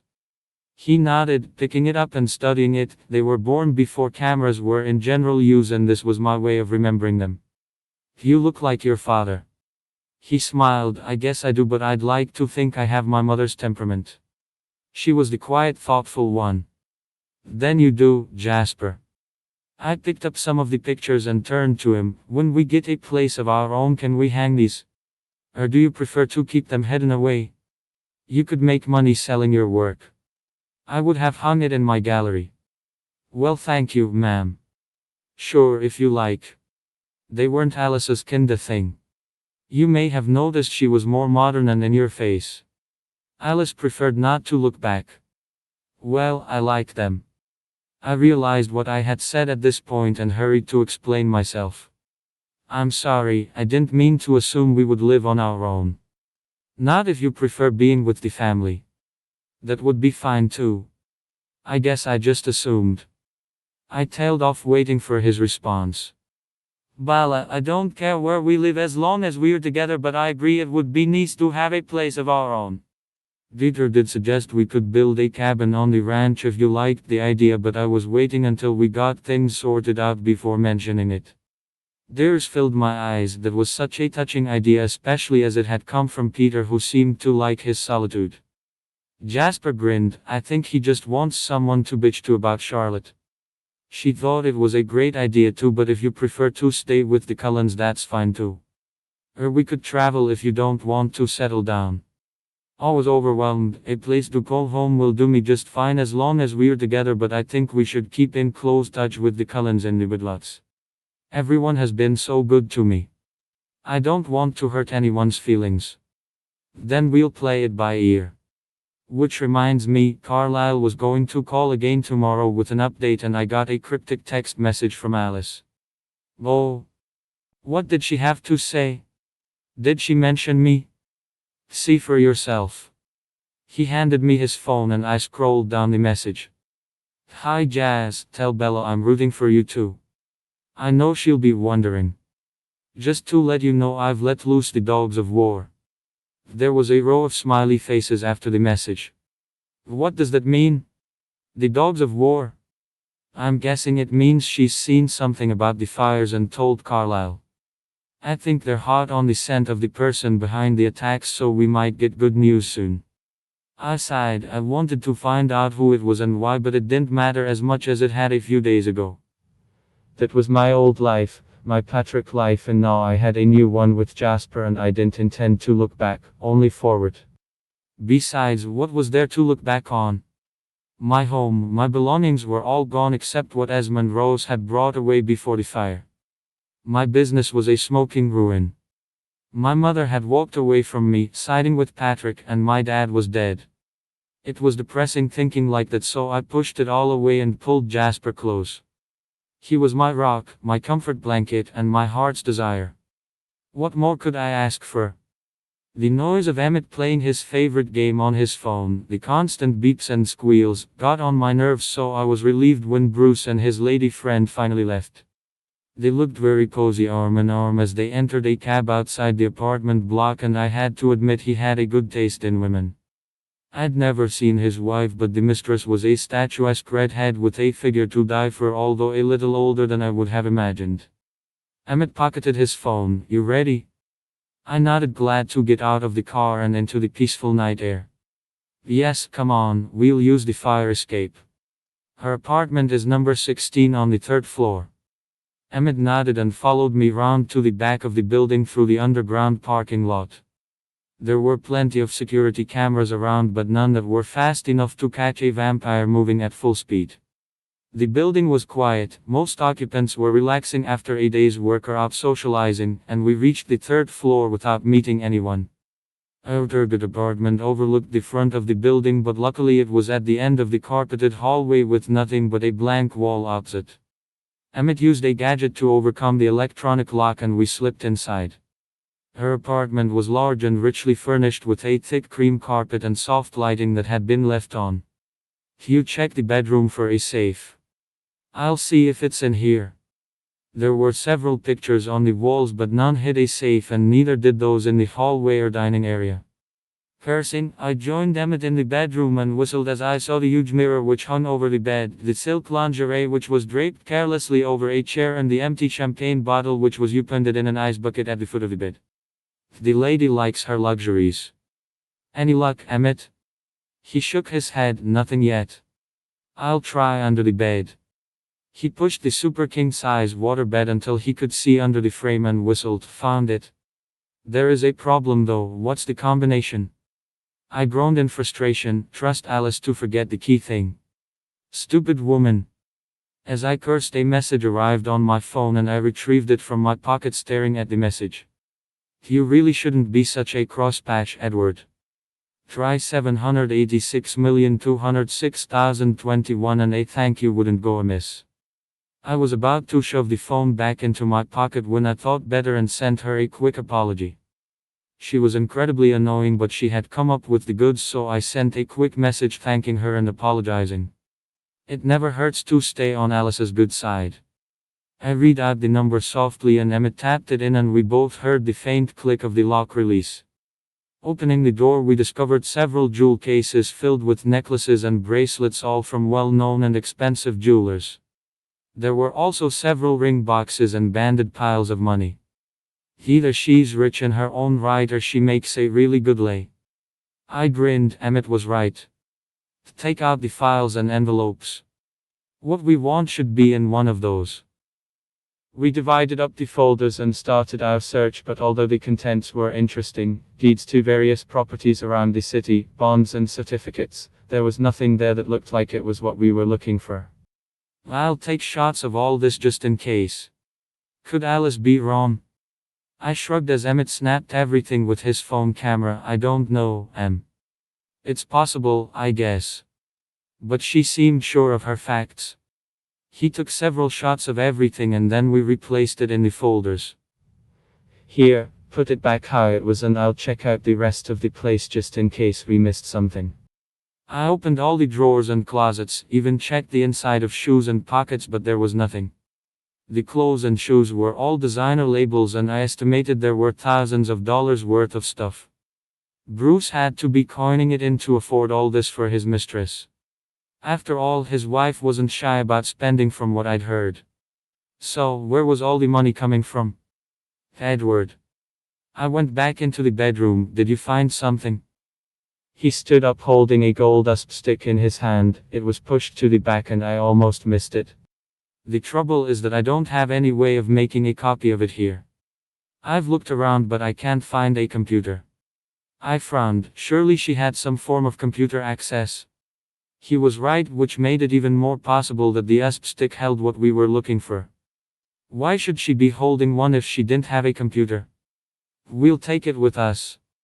If it proves to be what we were looking for, we can always return it after we take a copy. We checked everything was back as we had found it and left the way we arrived, using the fire escape. As soon as we got back to the house, Carlyle was eager to check the contents of the USP, but Emmett was more cautious. It could be security locked, and if it is, then trying to break into the files will wipe it completely. But can you get into it? Emmett shrugged. I can try, but you really need someone with more experience than me. I don't want to fuck this up. My phone chimed again and I prayed it would be our all-seeing, all-knowing sister. Okay, it seems Alice is still watching over us. Emmett sighed in relief. Great. Does she have the password? It looks like she does, but you'll have to read it from the screen. I don't even know what some of these symbols are. There are 3 strings, is that right? No, look. She's not sure which it is. Let's hope we get it right before it wipes itself. Some of these only give you a couple of false attempts. Carlyle put a hand on Emmett's shoulder. You'll do fine, Emmett. Take a minute to compose yourself, then try the first one. Emmett slipped the drive into his laptop and waited. After a few seconds, the screen changed and a warning flashed up telling him that this was an unknown computer and did he want to continue. Fuck. What? It's really smart. That means I might only get one attempt before it locks or wipes. I need to download the management software first, and that will be password protected too. Those are the other passwords Alice sent. Not possibilities, but all the passwords you need to get into the files. I'm glad I'm not human right now, or I'd be sweating and my hands would be shaking. Right, which software do I need? Let's see. He spent the next half hour discovering what he needed and then called us back. Well, here goes. All or nothing. A long narrow box flashed insistently on the screen and Emmett tapped in a long string of letters, numbers and symbols, then hesitated over the enter key. For Bella. The screen changed to show a list of files and he jumped up, pumping his fist. Yes. Got it? All right. Within an hour we had bank account details, deposit box whereabouts and several copies of emails showing how the King family hid lots of money from the IRS. Also one email from Bruce to a certain Monsieur Francine arranging for the destruction of a certain art gallery and apartment for a fee of $. I didn't know if that was the going rate for such criminal activities, but it was all the proof we needed. Carlyle smiled. Right. Print out copies of the dated sets of accounts and the emails. The IRS will be very interested in seeing this. I rather fancy Mr. Bruce King will be spending the rest of his life behind bars. Emmett set the printer working and glanced at Carlyle. Do you think his son was involved? Carlyle shrugged. He isn't implicated in any way according to this, but who knows? I hope not. Bella didn't seem to think so. I'm more interested in getting justice for her at the moment. How will you get this to the right people? I won't. I think we'll let Jenks do the work for us. He has contacts more or less everywhere. And the Frenchman. I wasn't sure what Emmett meant. He's flown the coop, Emmett. What did you think? We could give the emails to the cops, I guess. Emmett smiled, but there was no warmth in it. I was thinking of paying him a personal visit. After all, if he was willing to do that to Bella, what else has he done to other innocent people? No killing, Emmett. I mean it. Bella wouldn't want that. I wasn't going to kill him, Carlyle. Just maim him for life. Carlyle studied Emmett's face for a long time before he spoke again. I guess giving him a scare wouldn't hurt, but I meant what I said, Emmett. Sure. I'll try to trace him, and Rosie and I can take a trip to Europe. Wanna come, Edward? It'll be fun. I shook my head. No, that's your party. Now we've got what we needed. Sasha and I will be headed home. Even as I said it, I wondered if Sasha would be happy at the thought of leaving before the end of the story. It was into the early hours when Sasha got home, and she was in a very good mood but refused to tell us anything until she caught up with what we'd been doing. So, you've got everything you need? Yes. All we need to do is to get the USB drive back into the safe and send the copies we have to the relevant authorities through our lawyer. You're sure there's enough to put Bruce away? Yes, we even have proof that he ordered the arson attacks on Bella's gallery and apartment. But you haven't taken the originals back to the apartment yet? No, as I said, we'll do that in the morning. As soon as the mistress vacates the place and gives us an opportunity. Her name is Sophia Hunter, and I rather think the crap will hit the fan tonight. I let slip that I'd seen Bruce earlier with a client, and when I described her, Magda was spitting fire. She told me that Sophia was his mistress, but he'd promised her that they were finished. Magda knows where Sophia lives, and she was on her way there when I left her. So you haven't spent all this time at the fundraiser? No, Edward. Poor Magda was distraught, so we went back to her place and she needed someone to talk to. She feels she's lost a daughter in Bella and now a husband, although I rather think she was planning something permanent for Sophia. Do you think she could be responsible for the fires? I mean, we assumed it was Bruce because the emails were from his address and in his mistress's safe. No, Carlyle. She was shocked when she heard about the gallery fire. She tried to contact Bella but didn't know where she was, and Patrick wouldn't tell her. Good for Patrick. He would know from Renee, I assume. Magda didn't mention Renee, so I can't answer that. When you say permanent, what do you mean? Sasha smiled broadly at Carlyle. I had to stop her taking a handgun with her. She's a real terror when her temper explodes. It was actually quite exciting. I almost offered to go with her. I glared. Well, I'm glad that you didn't. We don't want to be connected in any way to this mess. Sasha took my hand. Don't have a fit. I didn't, and I'm home safe and sound.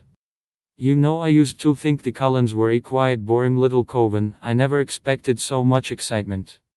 She turned quickly to Carlyle. Sorry, I didn't mean to sound so rude. Carlyle grinned. You're forgiven. Let's just hope Esmond and Rose have as much luck in their venture. When will the compound be empty? Oh, it's never empty. There are servants in residence, but midday would be your best bet. Magda never eats at home, and the servants take advantage of that and have a siesta. I could go with them if you like. I know the layout of the place. Carlyle shook his head. No, Sasha. I don't want anyone to connect you with us. Besides, you've done quite enough. I decided to take Sasha out for a walk. I knew when she was overexcited and it meant trouble if I didn't calm her down. We had finally found our place in the family as a couple and I didn't want to risk ruining it. Besides, I had a question for her and I didn't want to ask it in front of the others. We will continue in next part.